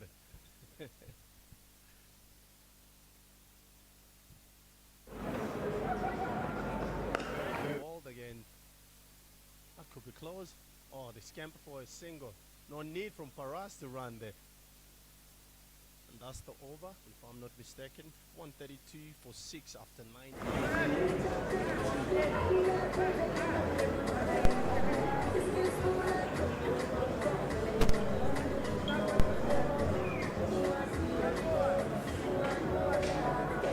19 overs, going to 133 for 6. 19 overs done for Raza Kramni. Would say that he really did a good job bowling that very important over number 19. Keep things tight. 133 for 6 Southern Rocks. Now, 17 runs to get to 150. 6 balls to go. Richard Ngarawa will bowl the last over. Sikandar Raza is on strike. He needs 17 to get to 150. This will be a good contest. How many can he be able to get? Having a look at the field set that he has. Sweeper on the offside. Everybody else is inside the circle. And on the leg side, dip mid-wicket, dip square leg. There'll be fine leg. No third man. Short pulled away. Sounded good. Travels the distance. 6 to start off the over. Good strike from Raza. Takes them to 139. Sikandar Raza. As long, oh, that's a 54.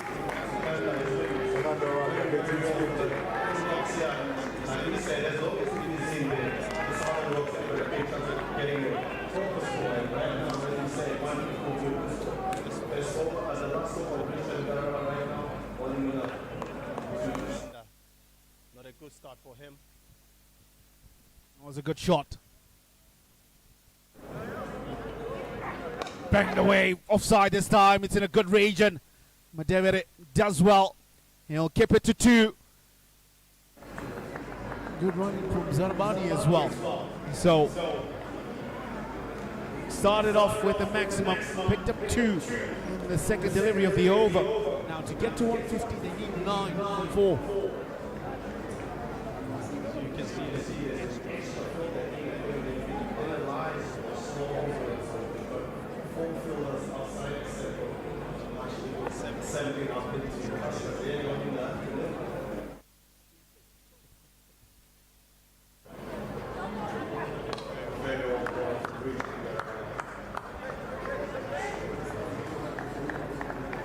Still get 1, so we're taking that one off. 8 now needed to get to 150. Now on 142 for 6. Blessing Zarabani is on strike. There's a little bit of a chatter between Raza and Zarabani. Whether you hit it or not, we are running. I can translate that for you. The big question here is, where does Richard Ngarawa ball?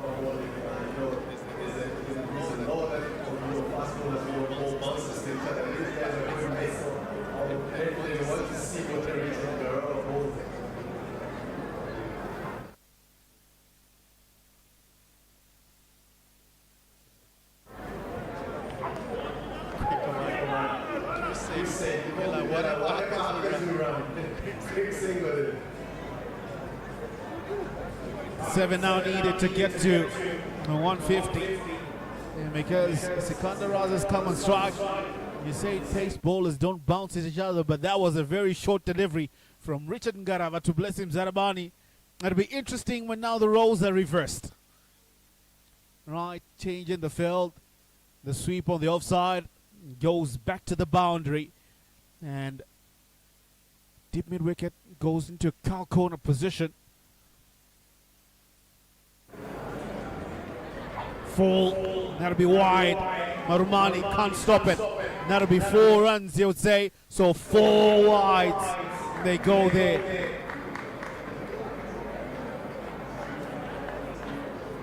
Now 148 for 6. We now need 2 more to get to 150 with 2 deliveries to go.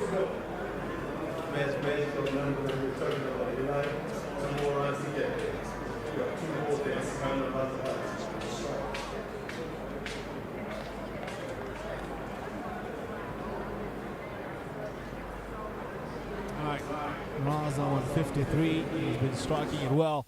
He's been the backbone of the Rocks innings here. Looking to finish things off here. Same field set has been maintained prior to those 4 wides. Trying to go straight. Can't get off the mark. Sends him Zarabani back. Good bowling from Ngarawa. Bowling it fuller and straighter. Now, last delivery.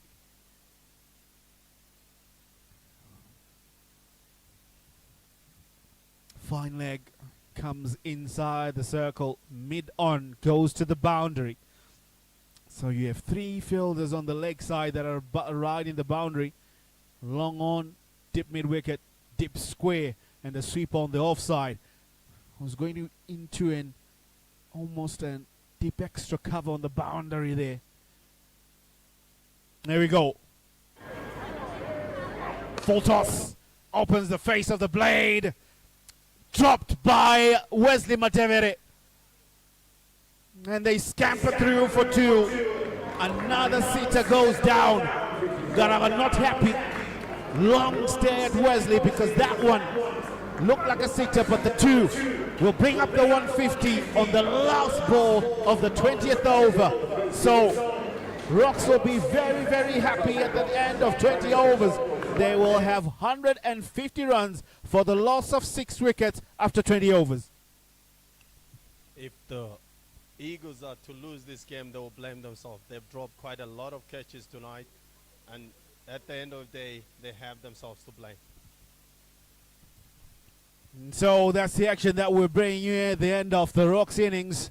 They did pull through a magnificent effort from Sikandar Raza, who will be not out on 55. He did very, very well there to get them to the total of 150 in their allotted 20 overs. We just take a look at the betting card of the Southern Rocks of how they were able to get there. Sifas Yuao started off the innings with Innocent Kahia, made a valiant effort, scoring 30 from 24 deliveries, striking it at 125, and then also a decent effort with the bat from Roy Kahia, 20 from 23. But that strike of 55 by Sikandar Raza, where he played a blind of an innings from 55 runs that he scored from 35 deliveries, get them to that total of 150. The bowlers for the Eagles. On the bowling side, we saw Richard Garawa. I thought he started very well for the Eagles, taking 2 wickets for 29 in his allotted 4. Kundai Matigim, I thought he bowled well. He didn't get a wicket, but he did well. Maposa was really good. Tapua Mfuza just got taken off by Sikandar Raza in his last over, but I thought he bowled well. And Faraz Akram was very unlucky tonight, got 1 for 35. So that was the bowling lineup for the Eagles. I still thought they did quite well for tonight. So that's the equation. 151 runs will be needed by the Eagles when they start off their innings. We'll take a short break and be back for the Eagles chase. As the Zimbabwe domestic season comes to an end, it does so with a week of the most exciting domestic tourney, the men's domestic T20. Will the Mountaineers continue to assert their dominance and make it a treble-winning season? Or will the Rhinos mount a challenge and win their first silverware of the season? 2 venues, 5 provinces, 11 matches, and just 1 winner. From the 24th to the 30th of March 2025 at Harare Sports Club and Takashinga Cricket Club. Who will be crowned the 2025 domestic T20 champions?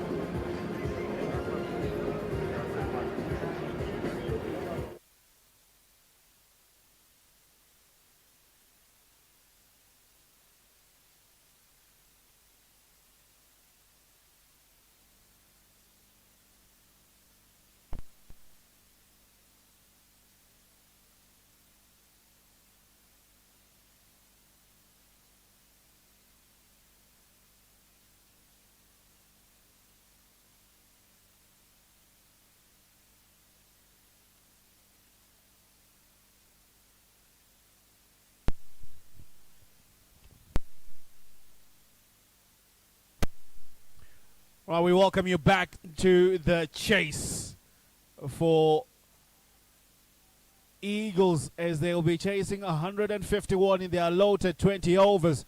We did see Rocks able to put through an innings from the backbone of the Raza innings where he scored 55 and a very, very good strike rate, able to get his team to a defendable total. Can it be a winning total?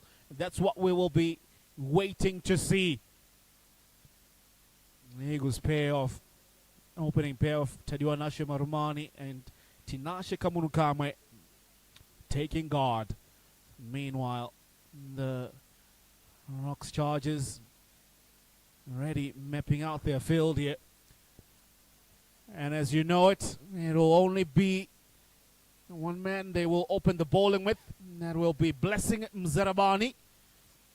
As I welcome back Larry Quirirai into the box for the earlier on stages of the Rocks chase. Well, we did say 150 would be a lot. 150 is a lot. Ball one. Played well by Kamunukangwe. And we're off the mark.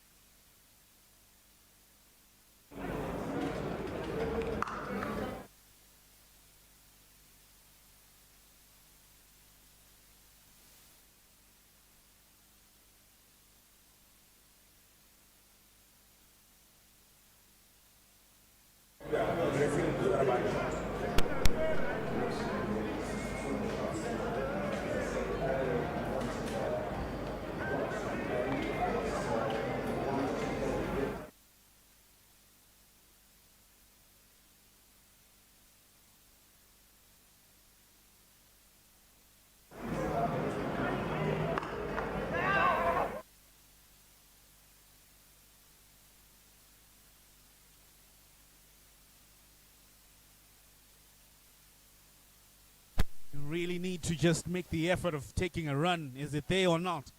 But on that occasion, he was able to get back in time. So he pretty knew because he saw his partner didn't move an inch. Marumani, loud shout of no. He already knows it's a good over. 6 with the ball to go. Uppish, played straight. Gonna be a couple of bounces and 4. Magnificent stroke. Playing it straight. A good over. It'll be 10 from the first over.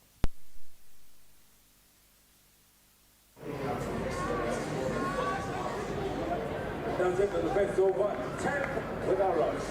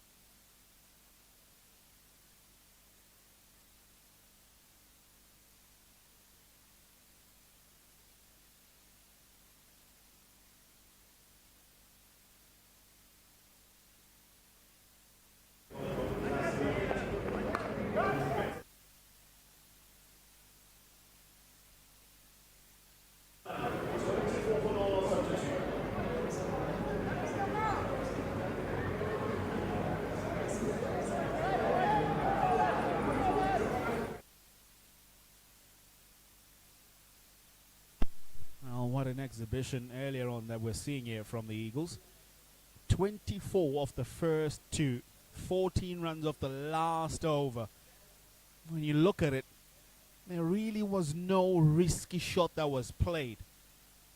The first stroke by Marumani was a brilliant drive through the covers for 4. Then the last one, a flick off the hips, because Fine Leg was inside the circle. There was no risk of him being caught up there, because taking full advantage of the field restrictions, but not by going helter-skelter, but really just playing proper cricket shots.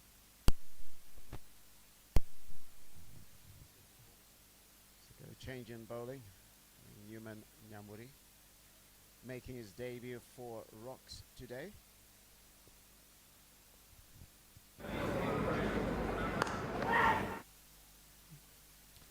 It's a big game for him.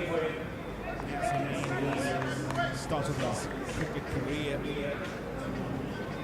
on the international scene, straight from the under-19s to representing the senior side. But on the domestic circuit, this is the first time that we're seeing him in domestic T20. It'll be a test for him as well. So each and every outing for him is new ground. Short, top edge, that'll be 4. Helter-skelter, it was there for the taking. Not where he wanted to play it, but he'll still take the 4. And one of the things, I guess, given that you're not going to have a fielder there, you flash it hard, that's a shot that will get you something. Because if you get that wrong, it's going elsewhere. Definitely. There's no one saving that, because both Fine Leg and third man quite square, and there's no one behind the keeper. Full of delivery. Fumble in the field. Good running. It's good calling from Kamukawan. The throw, you would say, was going to the wrong end. You need to send it to the keeper, because the quick bowler was still in his follow through. Allows them to scatter through for 1. We have here, because you know what? Yeah, we still haven't talked about the Sikandar Raza factor on this particular pitch. Will he be a factor? He was earlier. With the bat. All right, Newman Nyamuri. Straight inside off the pad. And they come back for 2. These 2 are running quickly. And yes, they do. They come back with ease.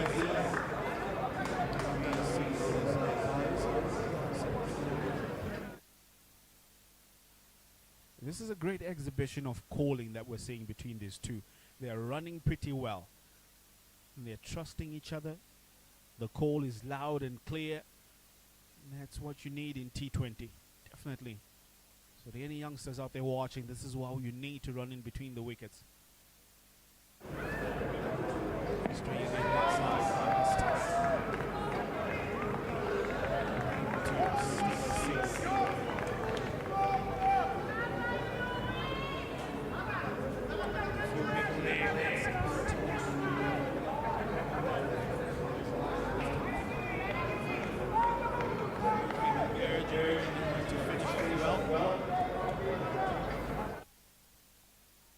Test of his mettle.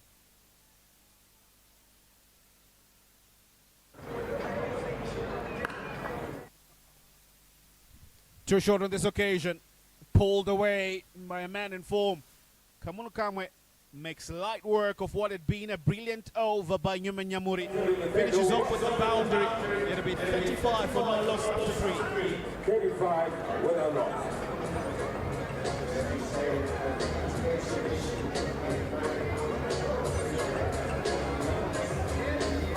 Is early, so what it does is it also puts pressure on the fielding side, because you know they're already going, and what you're thinking is, I need to pick up this ball, make sure it goes to the right end, and by the time you're making that decision, they've scampered through for that single. They're showing some great exhibition of running in between the wickets. But also what you note is the shot selection so far. It's only 3 overs that have been played, but there really hasn't been any risky shots that they've played. They're playing each ball on its merit, and the beauty about it is the running that they're doing, they're turning good deliveries into singles. Change in strategy now. Roy Kahia comes into the attack, pace off. 3 pace bowlers have been used. Now we are trying to take pace off. It's always a tough thing as a spinner being brought into the attack while within the power play, especially with 2 really good attacking batters that are at the crease at the moment with fielding restrictions on. This will be a good contest. Reverse sweep. Can't beat the fielder. Well fielded there by Jonathan Campbell. Marumani trying to attack Roy Kahia. The first delivery. Quick single taken again. That's good running. Good strike rotation.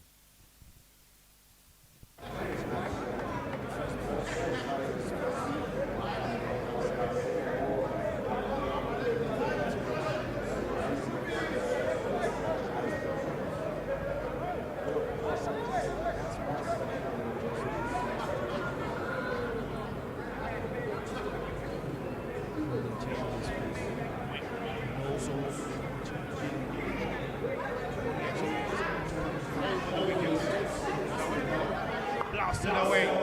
Great connection.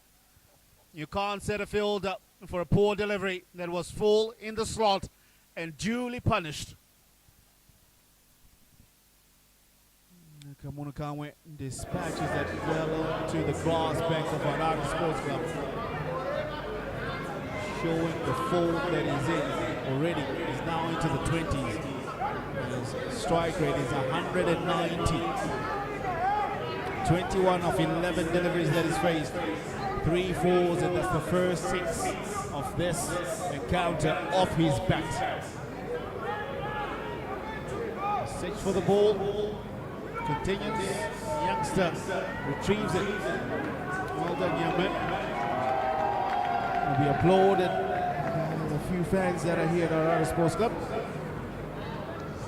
And this will be pressure on Roy Kahia. It's his first over. He's conceded 7 runs already. Halfway through, he's over. Changing the field. I don't understand this. How do you change the field off a poor delivery? What are you hoping to change? It's a delivery that you need to change. Here we go. Straight through the covers. Well, brilliant change because now you bowl the delivery that you wanted to bowl. So good change in the field set.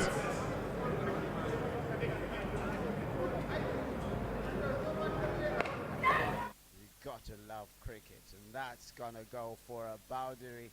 It's as if they're playing on a completely different surface. Well, you change the field to bowl a good delivery. You bowl it. Then where you took the fielder, you bowl in that area which becomes a bad delivery and you get punished for 4. Okay, can you be certain of the areas that you want to hit? You've got a strong offside field. Ball to your offside. There we go, in the air. Just over the man in the covers. But it has enough power again to run for another boundary. So back-to-back boundaries from Kamunukamwa here. So the 50 comes up for the Eagles in quick time. Just 4 overs and 50 for no loss.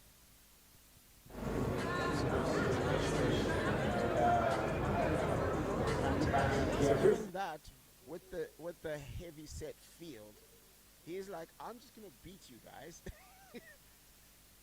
Because you can easily say there was no risk in that shot. You get over the inside ring, you got a boundary. I beg to differ, Larry, because there's a lot of risk in that. He's playing against the turn. And he just is fortunate that he has ample power to get it over the field. So, fortuitous, you would say. Fortuitous, you would say. Fortuitous, the greatest. I mean, the other argument could be because he believes he has the power, then therefore he feels less risk. There's no wrong answer in cricket as long as you can back it up, I say. Right, change in bowling. Blessing Zarabani back into the attack for his second over. Maybe he can just slow things down here because 12 and over is the scoring run rate at the moment. Slow delivery in the air for a while. Mesfeld. Allow them to come back for two. Oh, 1, 2, 3, 4 grabs.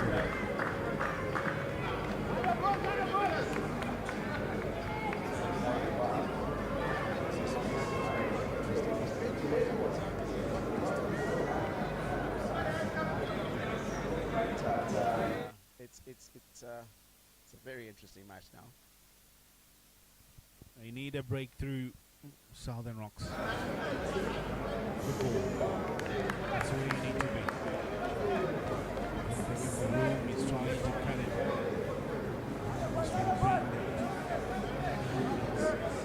Catching position is Jonathan Campbell. We call it simple shot catching.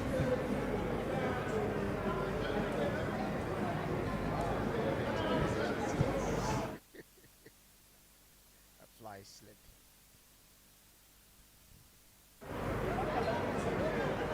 This time, Mr. Fielder. That's a good shot. Very, very good shot. Timed it well.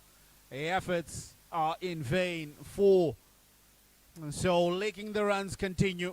Zarabani is not happy with the field placement. He's saying that man is too much straighter, you would say. He wants him a little bit straighter in that deep square leg position. Too fine. He said he's getting too fine. He said no, come around a bit more.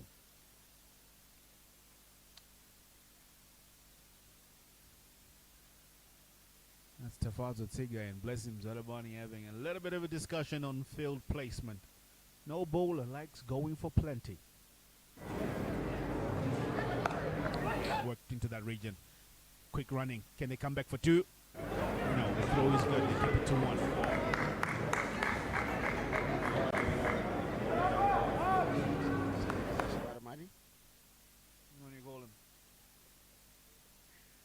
Yeah, it's an internet meme already. Lord Maru.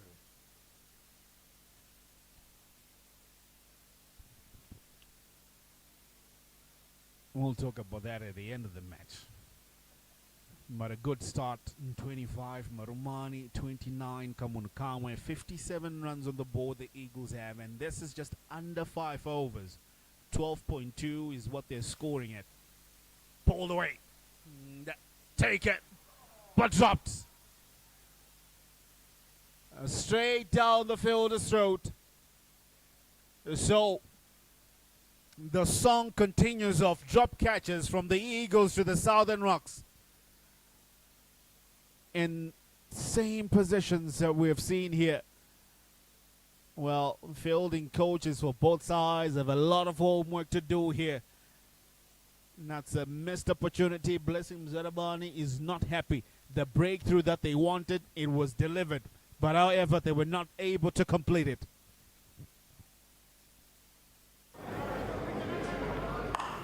Cracked away, but Sifas Yuao will close off that one.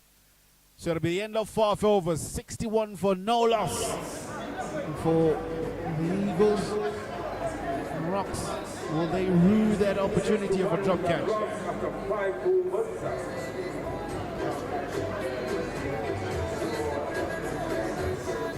Not even similar, same position from Wesley Madevere, a fielder that is you bank, you what you call it, you bet your whole house on it.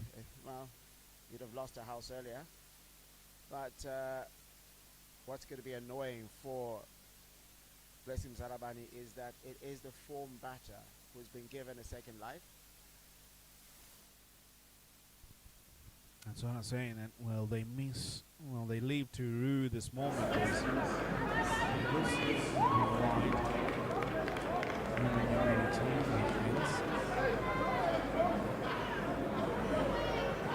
this level, we need to minimize the precipice of drop catches because you're just an inch away from national level. So your fielding needs to be at international level at this particular stage, because that's what you're hoping to just make the selectors be able to notice you. Flipped away. Good shot. Good field placement. We'll just keep it to 1. So you need to bring your A game each and every time that you are playing and representing your franchise side here. I'm not really happy with how these both sides have exhibited themselves in terms of their fielding aspect. A lot needs to be done. We need to really amp up the game.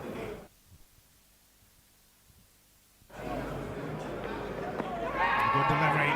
You feel that there was an inside edge onto the boot or pad there. The umpire will just walk away. But good bowling effort, a quicker delivery from Newman Nyamuri.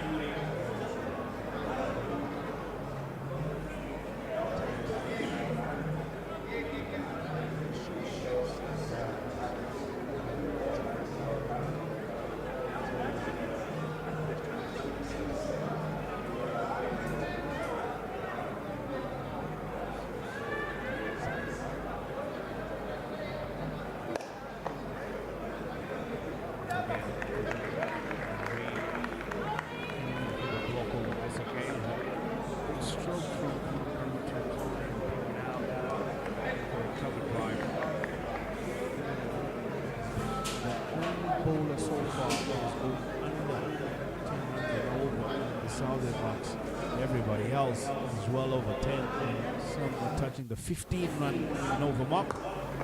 Another good delivery. No bolt. Trying to pull back things. But in T20, the only way you can pull back things is by picking up wickets. Wickets, as the saying goes, catches in matches. As old as that saying is, it needs to be very, very true. Good shot, well fielded. It's a good ball, that's what you need. Doing well to keep that on as a top ball. In the first 4 overs, the scoring rate was well above 12 by the Eagles. It got to 50 in the 4th over. Now just almost close to 2 overs after that. Trying to bring it down to just 10 and over. Too short. And that one will fly all the way. All the hard work that you had done in the over is undone. And the shortest delivery that is sent for a maximum by Kamunu Kamwe. 6 overs done. 69 for no loss.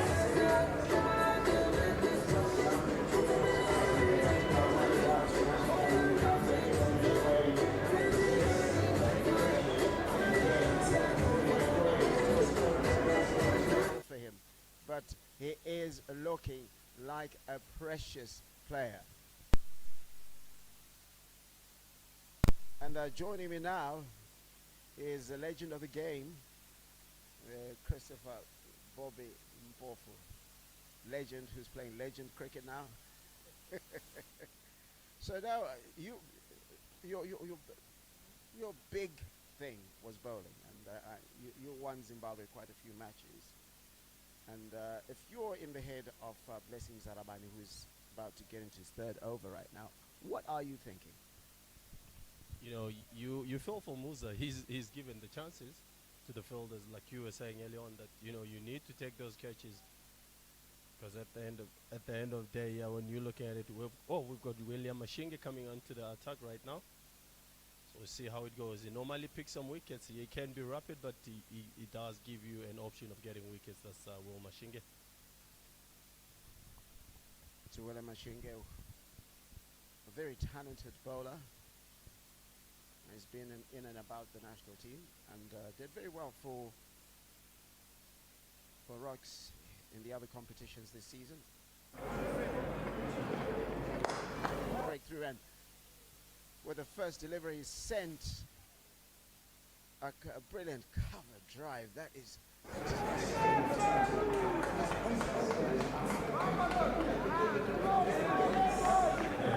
very good.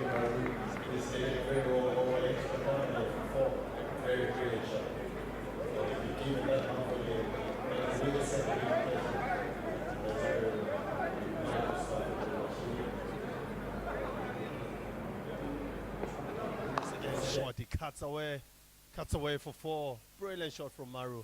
Not a good start, like I said, from Woma Shinge. Well, you know what? During the first innings, I was like, this could be a 120 score.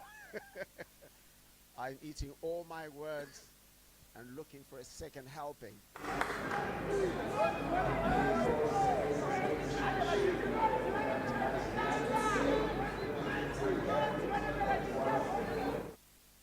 Eagles have brilliant stroke players.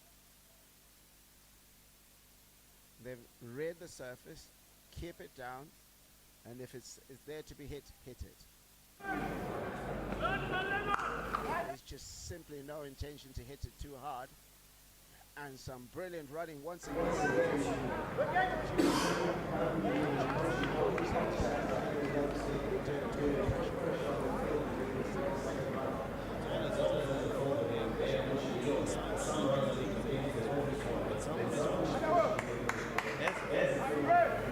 So for me, the first thing that you say as a coach, that the first one that you run, you have to run it hard. And these two, they really run very well. Oh, he doesn't hit it hard, he just places it like you said. And we are talking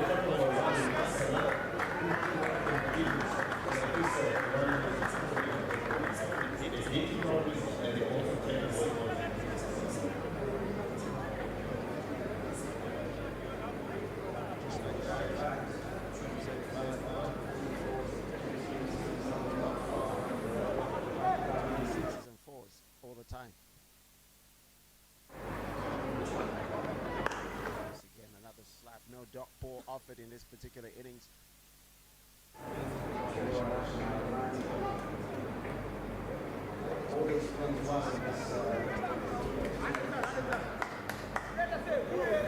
He's always been one of those guys, you know, who puts the pressure on the bowlers. Domestic cricket, he's done quite well.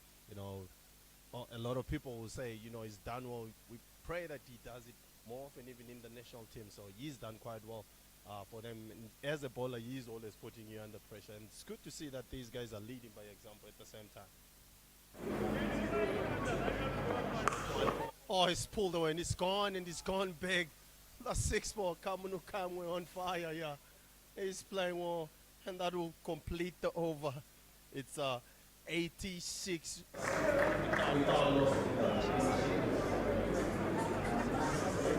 7 overs gone, 88 without loss.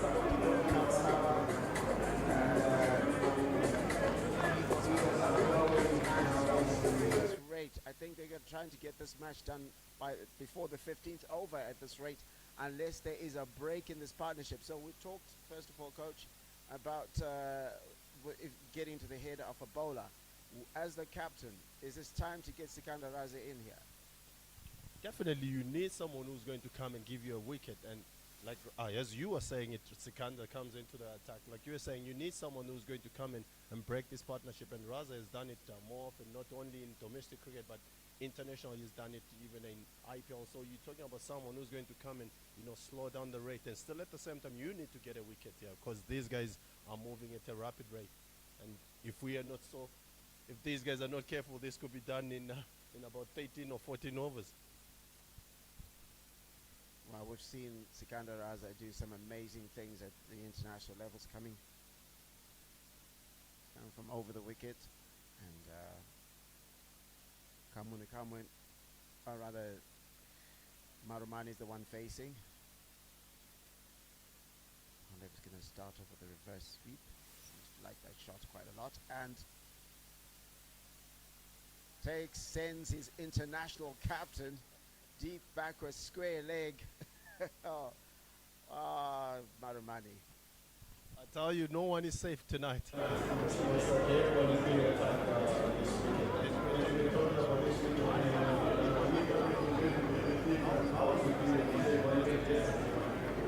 Very serious.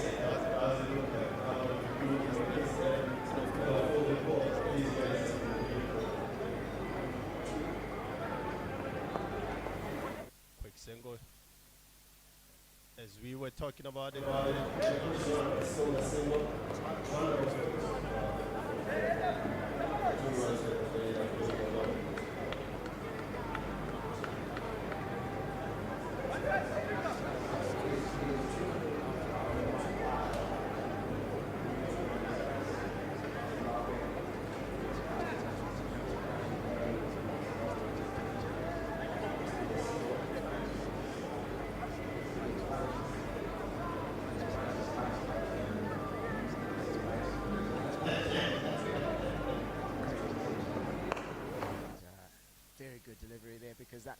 mixed him up, but in the context.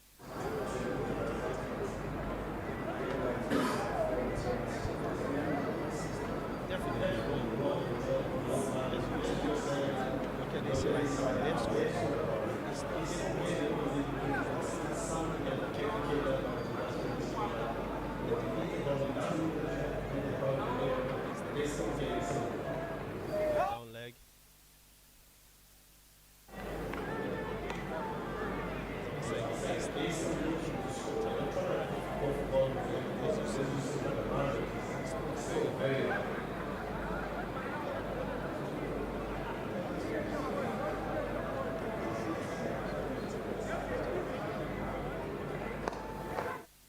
Again, able to get that single run.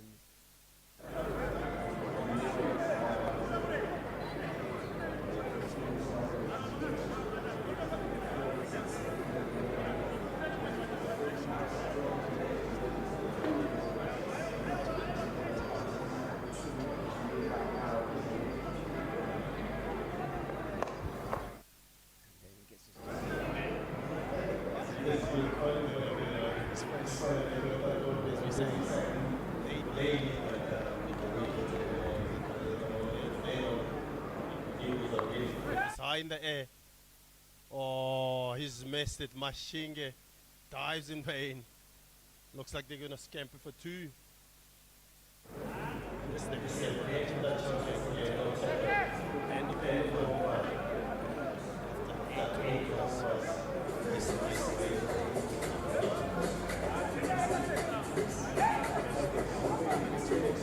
Options, and today is about options.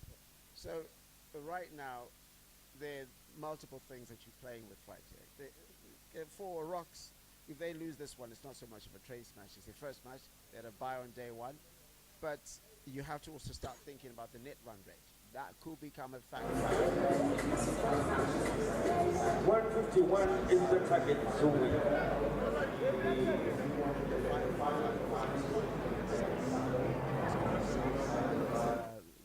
By which top two teams which teams are in the top two at the end of the round robin stage.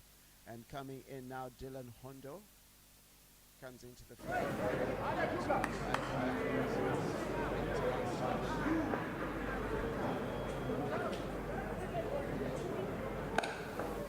Dylan Hondo starts very well. Yes, it's not a wicket, but you know, he's straight on that block off.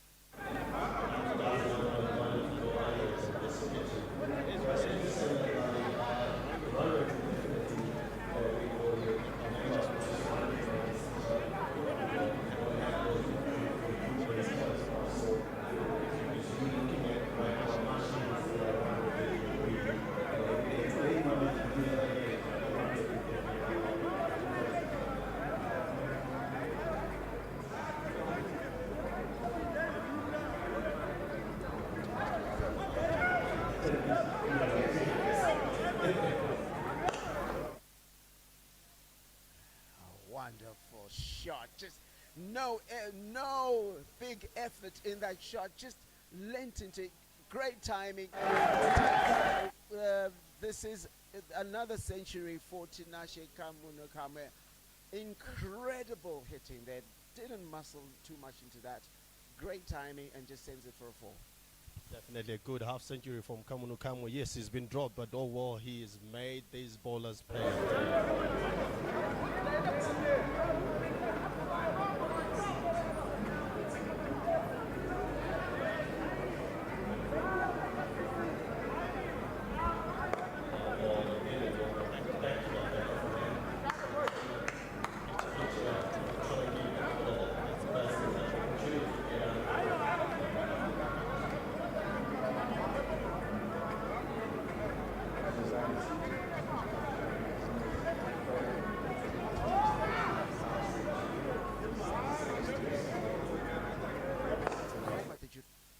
That he should have more half centuries because he's a guy who's a big hitter, but you can see he's gone.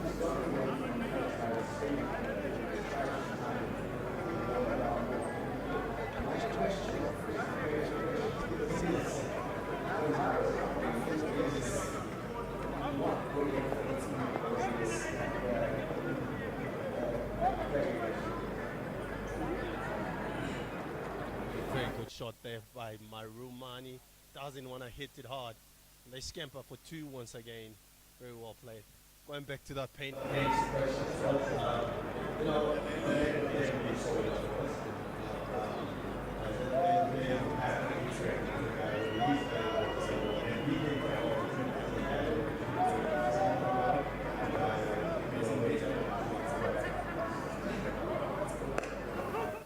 Maruma calls for two. He's going to come back. No, very good fielding from Roy Kahia.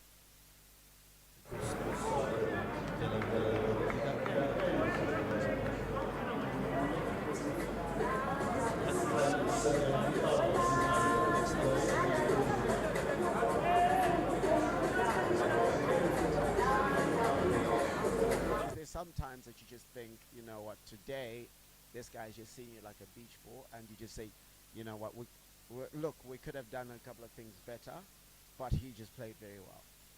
Yeah, like you're saying it. Yesterday, there's a time we got out, we got to the changing room, we said, guys, you know, it hasn't been the day that we would have wanted.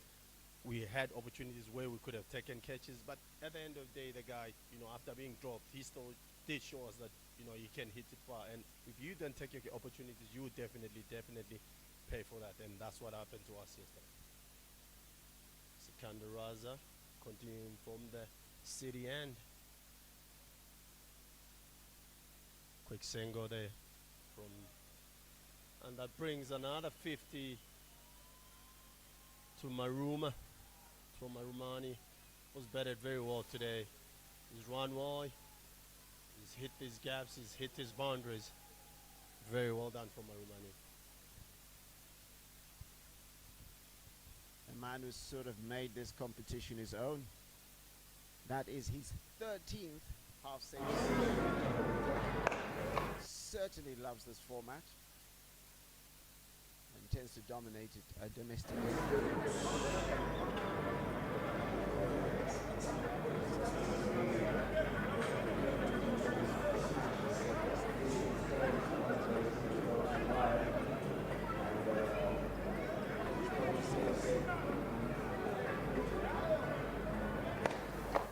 Again, that timing, he just gets onto his knee and decides, I am going to.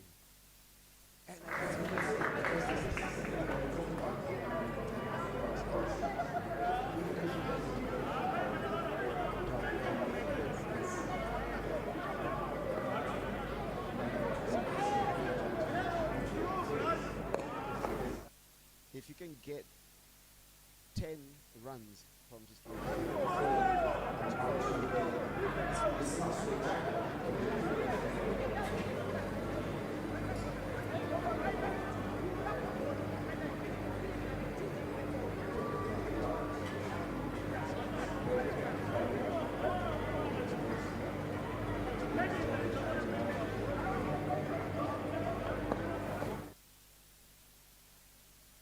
again an early call for two.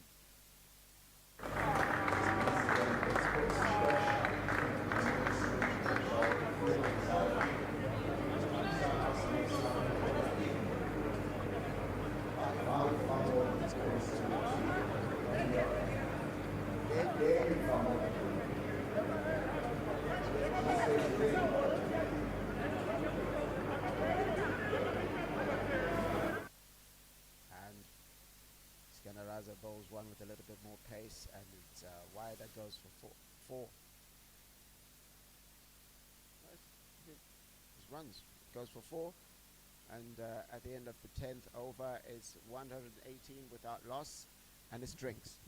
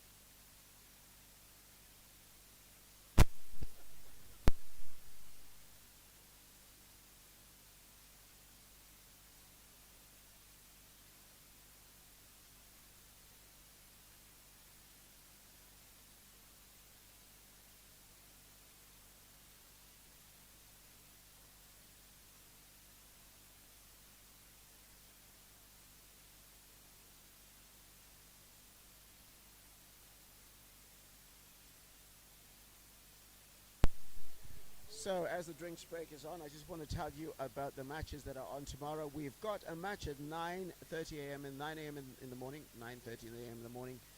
Southern Rocks versus Mega Market Mountaineers. Mega Market Mountaineers are trying to get themselves back in the groove. And then at 1:45 p.m. we've got Rhinos versus Eagles. And those are matches. And then in the evening we've got a special one. We've got Durham women who are playing against Zimbabwe women 11. And that's part of the 3 T20s. Durham women are making their first ever tour to Zimbabwe.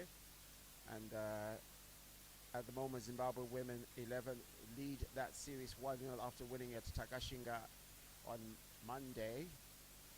And so that match will be played under lights. That is the blockbuster tie for tomorrow. So once again, Southern Rocks versus Mega Market Mountaineers, and then Rhinos versus Eagles. All those matches are taking place at Harare Sports Club. And then we're going to have a rest day on Thursday, and then the action moves over to Takashinga on it moves over to Takashinga on Friday, and then we're back here at Harare Sports Club on Saturday with an afternoon match and an evening match. But now I'll hand you over to Eli Tamirepi for I would normally say come back in 5 overs, but I think no betting man would expect this match to last beyond probably the next 4 overs. Eli?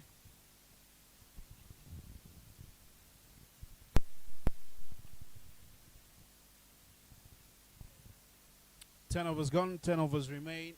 118 for no loss. The Eagles, copy and paste kind of situation, how they played against the Tuskers. This opening pair did much of the pulling. They now need 33 runs to win.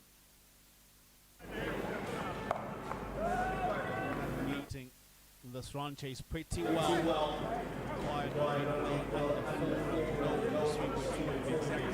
They're scoring 111-6. Both betters converted starts up ahead. 53.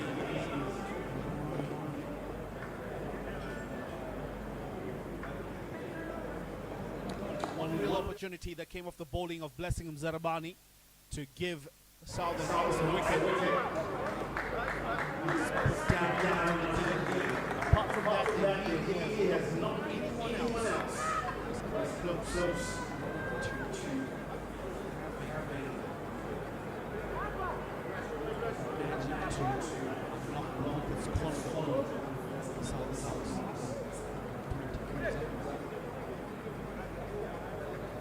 What strategies do you try to bring back here? It's a difficult place. 120, you thought 150 was one to really you'll be able to defend it on the surface. These players seem to be betting on a different surface. Definitely. What this 10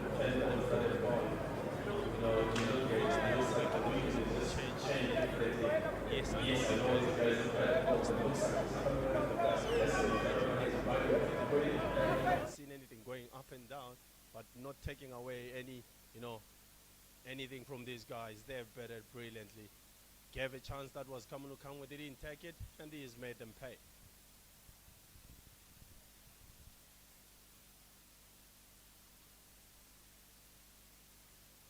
Now you got Muzaraban. He's the man that you think has to get you a wicket right now. Like you said, the run rate is about 4. That's the length from Zarabani. Back of the length. But you need someone also at the other end to do the same. Doesn't look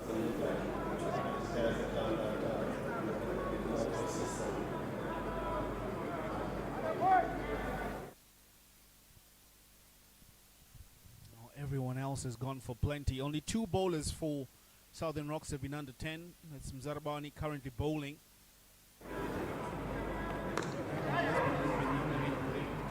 Just around 8.5 and over. Just about everybody else after that has been above 15 runs. solitary over. Sikandar Raza has gone for around 10 in the 2 overs that he's bowled. So everybody else has been sent around the block for plenty. It's been quite a difficult surface to read, you would say. Eagles bowled well.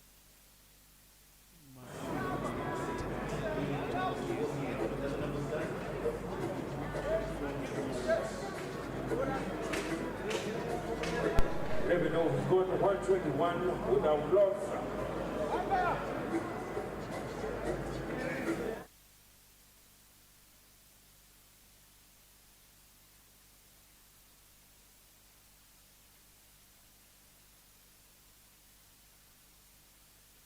Sides. I did speak about the representation of Eagles. Only one player without an international cap was yesterday, which was Vincent Masekesa, and I believe today it was Tafiwa Mfuza, who hasn't really had an international cap. But then now they have about 10 players who have represented Zimbabwe internationally. And then when you look at rocks, there is Raza, Jonathan Campbell, Sifas Joao, Tsiga, Mzarabani. I would say it's evenly balanced, but what gives Eagles that edge over everybody else? As you're saying it, most of these guys that they've been like, oh, as we're saying that, what a player. Romani just plays that through point for 4. The young man hasn't had a good night. He's the fast bowler. You know, he's one of those nights that you can forget about him. That's why you say just that you can get it done. One that takes as you were saying, balance is for Eagles, I think they're more stronger. As you were saying, that even at Rocks, they've got those players, but you know, when you're talking about strength, I'll still say that the Eagles fellas have got more games in those international games. Experience playing a huge part of this game. And also confidence in yourself and the skills that you have acquired through those levels that you have acquired.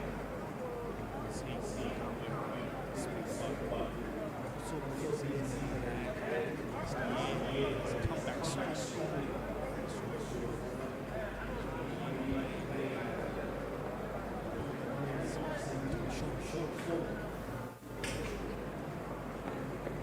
Worked away on his protection. Jonathan Campbell, the sweeper. Keeps it.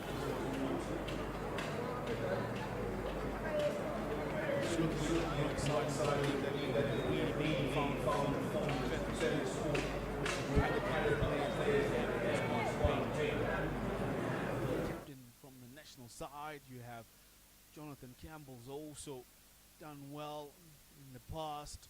Cephas Joao is definitely one of the legends of this format of the game on the domestic scene. And then it all comes to application. And on this particular night, Eagles have proved to be the better side. Definitely. From ball one, when they were bowling, you could tell that they had a plan. We were talking about Tino Maposa early on with his bowling, his change-ups. He was always bowling to the field that he had put on there. Even when they came into bat now, you can tell that they had a plan on how they're going to play each and every bowler there.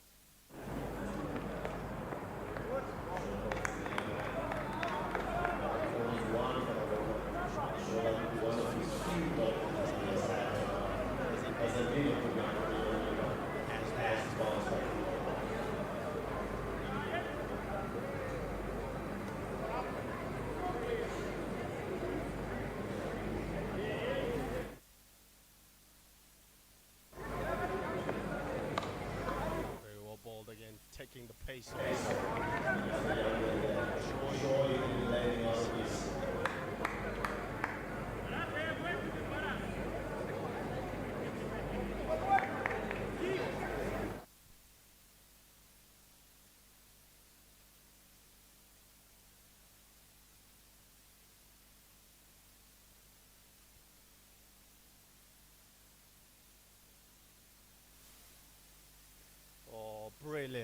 Absolutely brilliant from Kamunukangwe. We know he's got power, but that was just timing. And it goes for 4. That will be the end of the over. 130 without loss. They're cruising after 12 overs.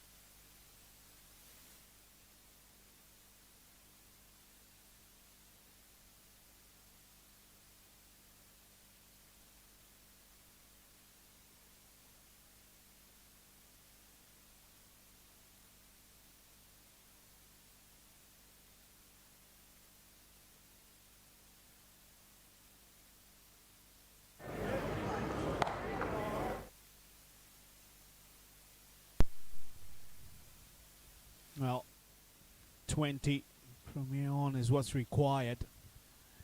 And Eagles have just made light work of what we all thought was a very defendable score. Oozing with confidence, Kamun Kamwe and Marumani, 64 and 62, matching each other, you would say, blow for blow in terms of scoring rates. But one thing that I've really appreciated about this pair is that they have applied themselves, they've played proper cricket shots.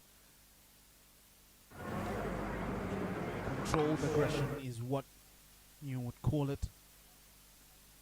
Punishing the bad balls, but working the good deliveries for singles or a couple, which is really what you want to see. Something that we've always been asking them to do, and it's this pace, because we're really much well aware of their scoring abilities and the power that they possess. But in order for you to really raise your game a notch higher, you really have to hone in on playing the good deliveries very well, turning them into runs. Cut away. Like cut just for a single. Because that just gives you extra opponents with deliveries into runs.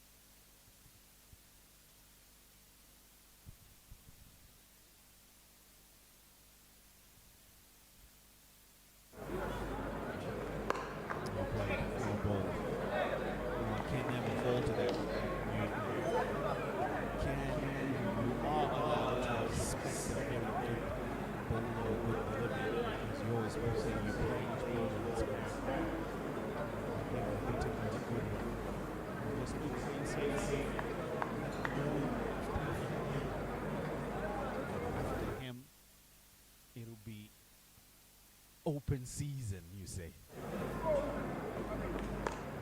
The delivery again. To work that leg side to the 13th over.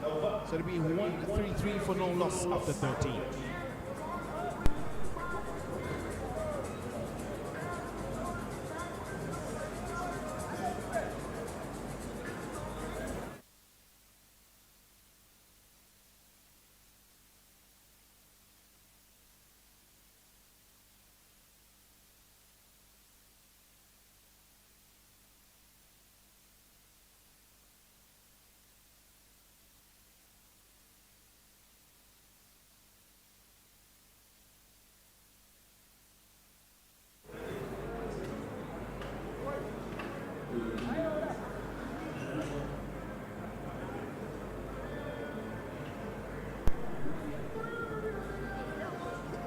133 for none.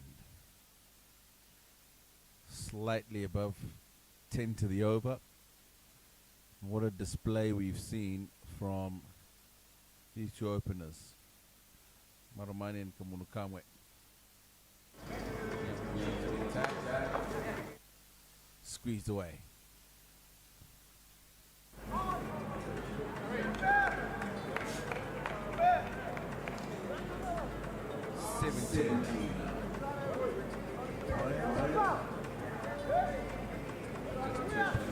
To the over. Chris, when you look at the first innings of this game and you look at how the chase has gone, what really has been the difference for you between the two innings? I think when you look at how the Marsh Eagles guys have come into bat here, they've tried to run their singles very well. I thought the Southern Rocks guys just a ball from Yamamuri. As we're talking about running well.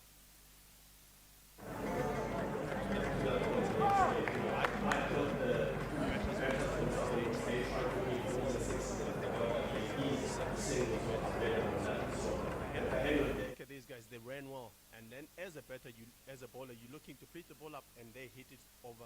So that's one thing that I thought these guys have done very well. They've run very well, the Marsh Eagles guys, and when the bad ball comes, they're ready for it.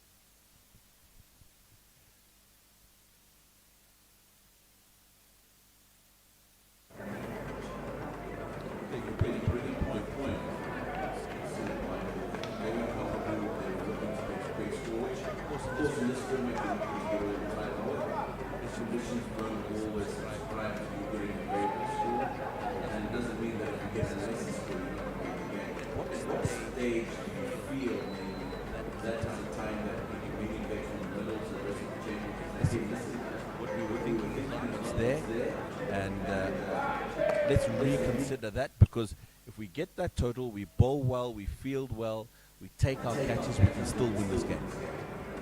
You know, when you bring that point, we had the same thing yesterday with my boys before we started the game. We said after 6 overs, if you're on 44-2, you're getting on the weekend. At the end of the day, it might be a different score. You might be saying 44-2, and then where you are, you 30, so it's actually a very fighting point that you're saying. For me, I think you can even go for 2 overs and see how the weekend is played.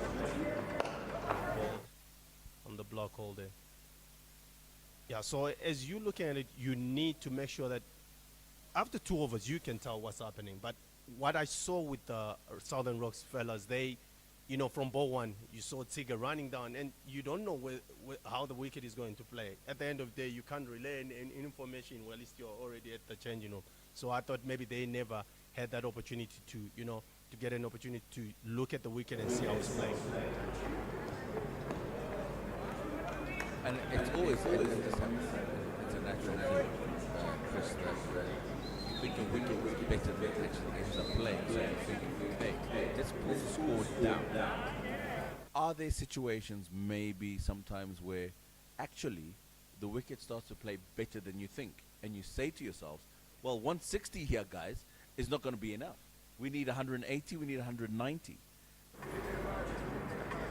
And that message has to get upstairs very quickly, because if it's a T20 game, we are missing out on 6 deliveries, which would make a huge difference to the total that we want.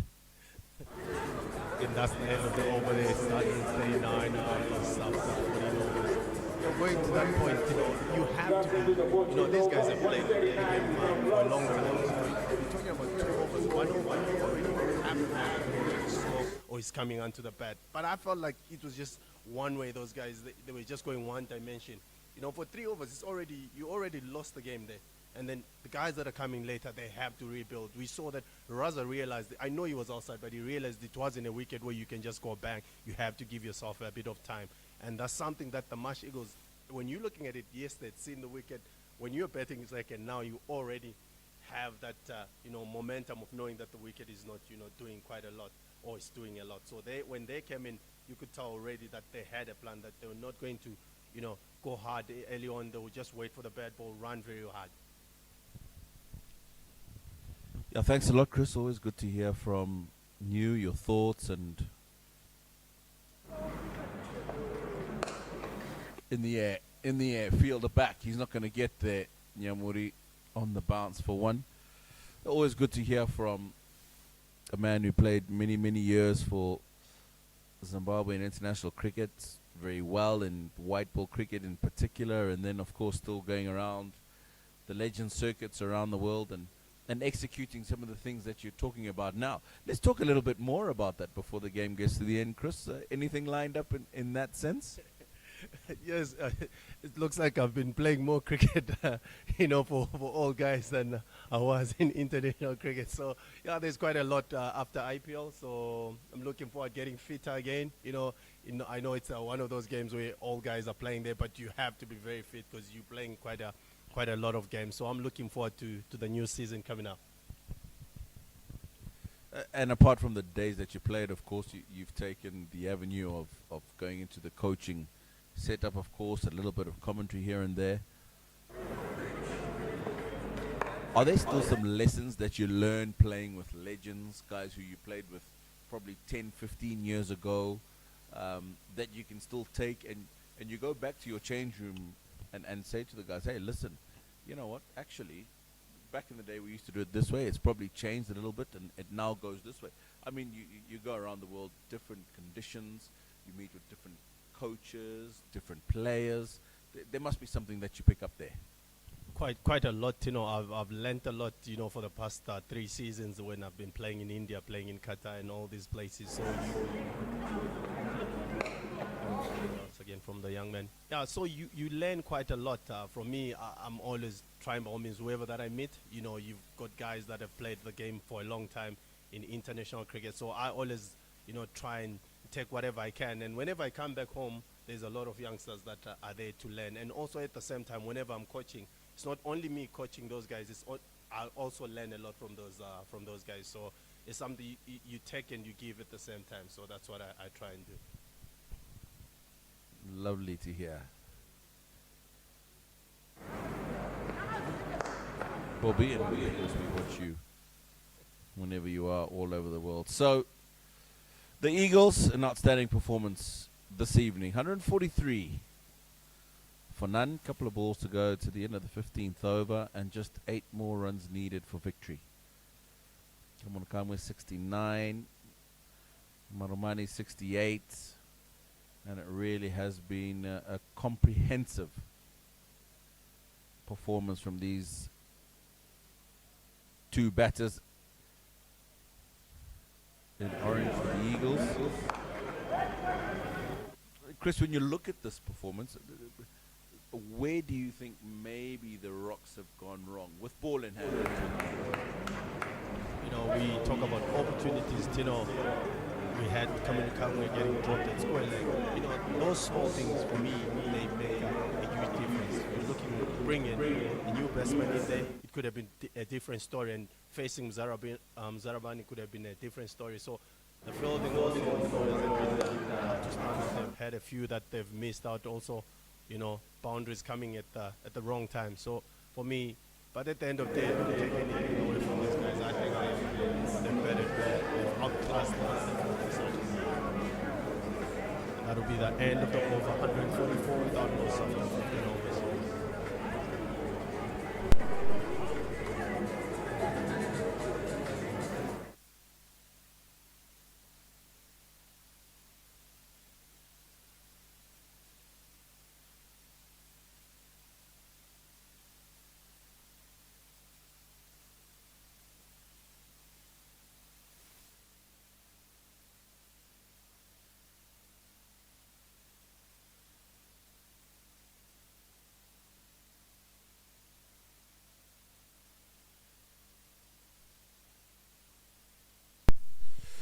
Newman Yamuri will continue from the city end.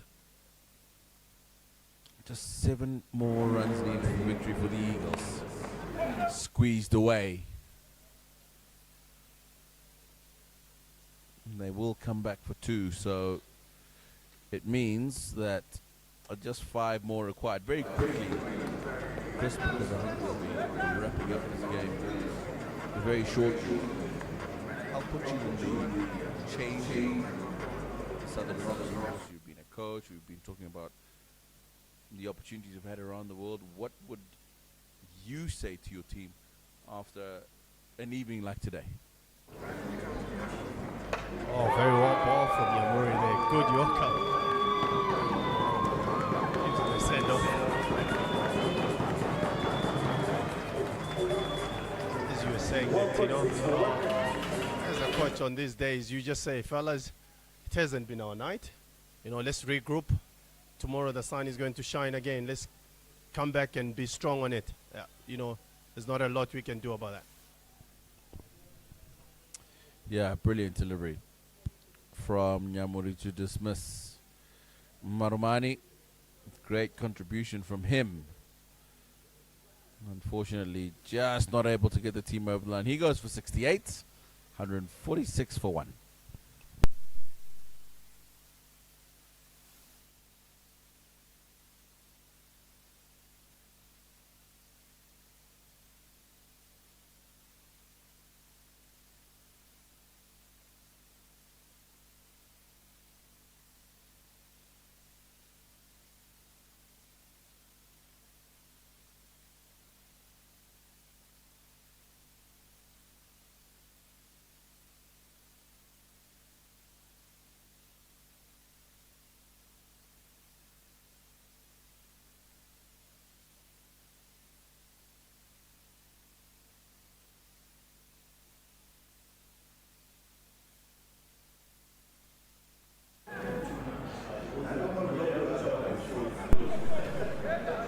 .146 for 1. Nyamuri gets the only wicket of the Eagles in so far.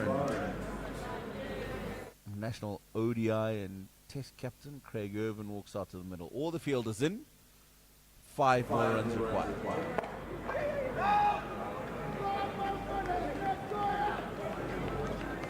We've seen a young Irvin from Nyamuri coming into the ranks. Your impression, Chris? Yeah, I've worked with women in India about 2 or 3 years ago at Omtex, so I know what he can bring. He's a proper secret weapon, we can call him. Yeah, so I definitely is one youngster that I rate, and also one thing that I think he can do even more is his batting, because we've worked with him. I think he takes it a little bit lightly. He's quite a good. He can be a very good all-rounder for Zimbabwe. So we've got a proper future here. Yeah, he strikes the ball quite nicely. We've seen that in a few of the matches that he's played. Shot. Beautiful. From Craig Irvin. Very strong when the ball is full and allows them to play through that extra cover area. It means that the Eagles will need just 1 run to win from here.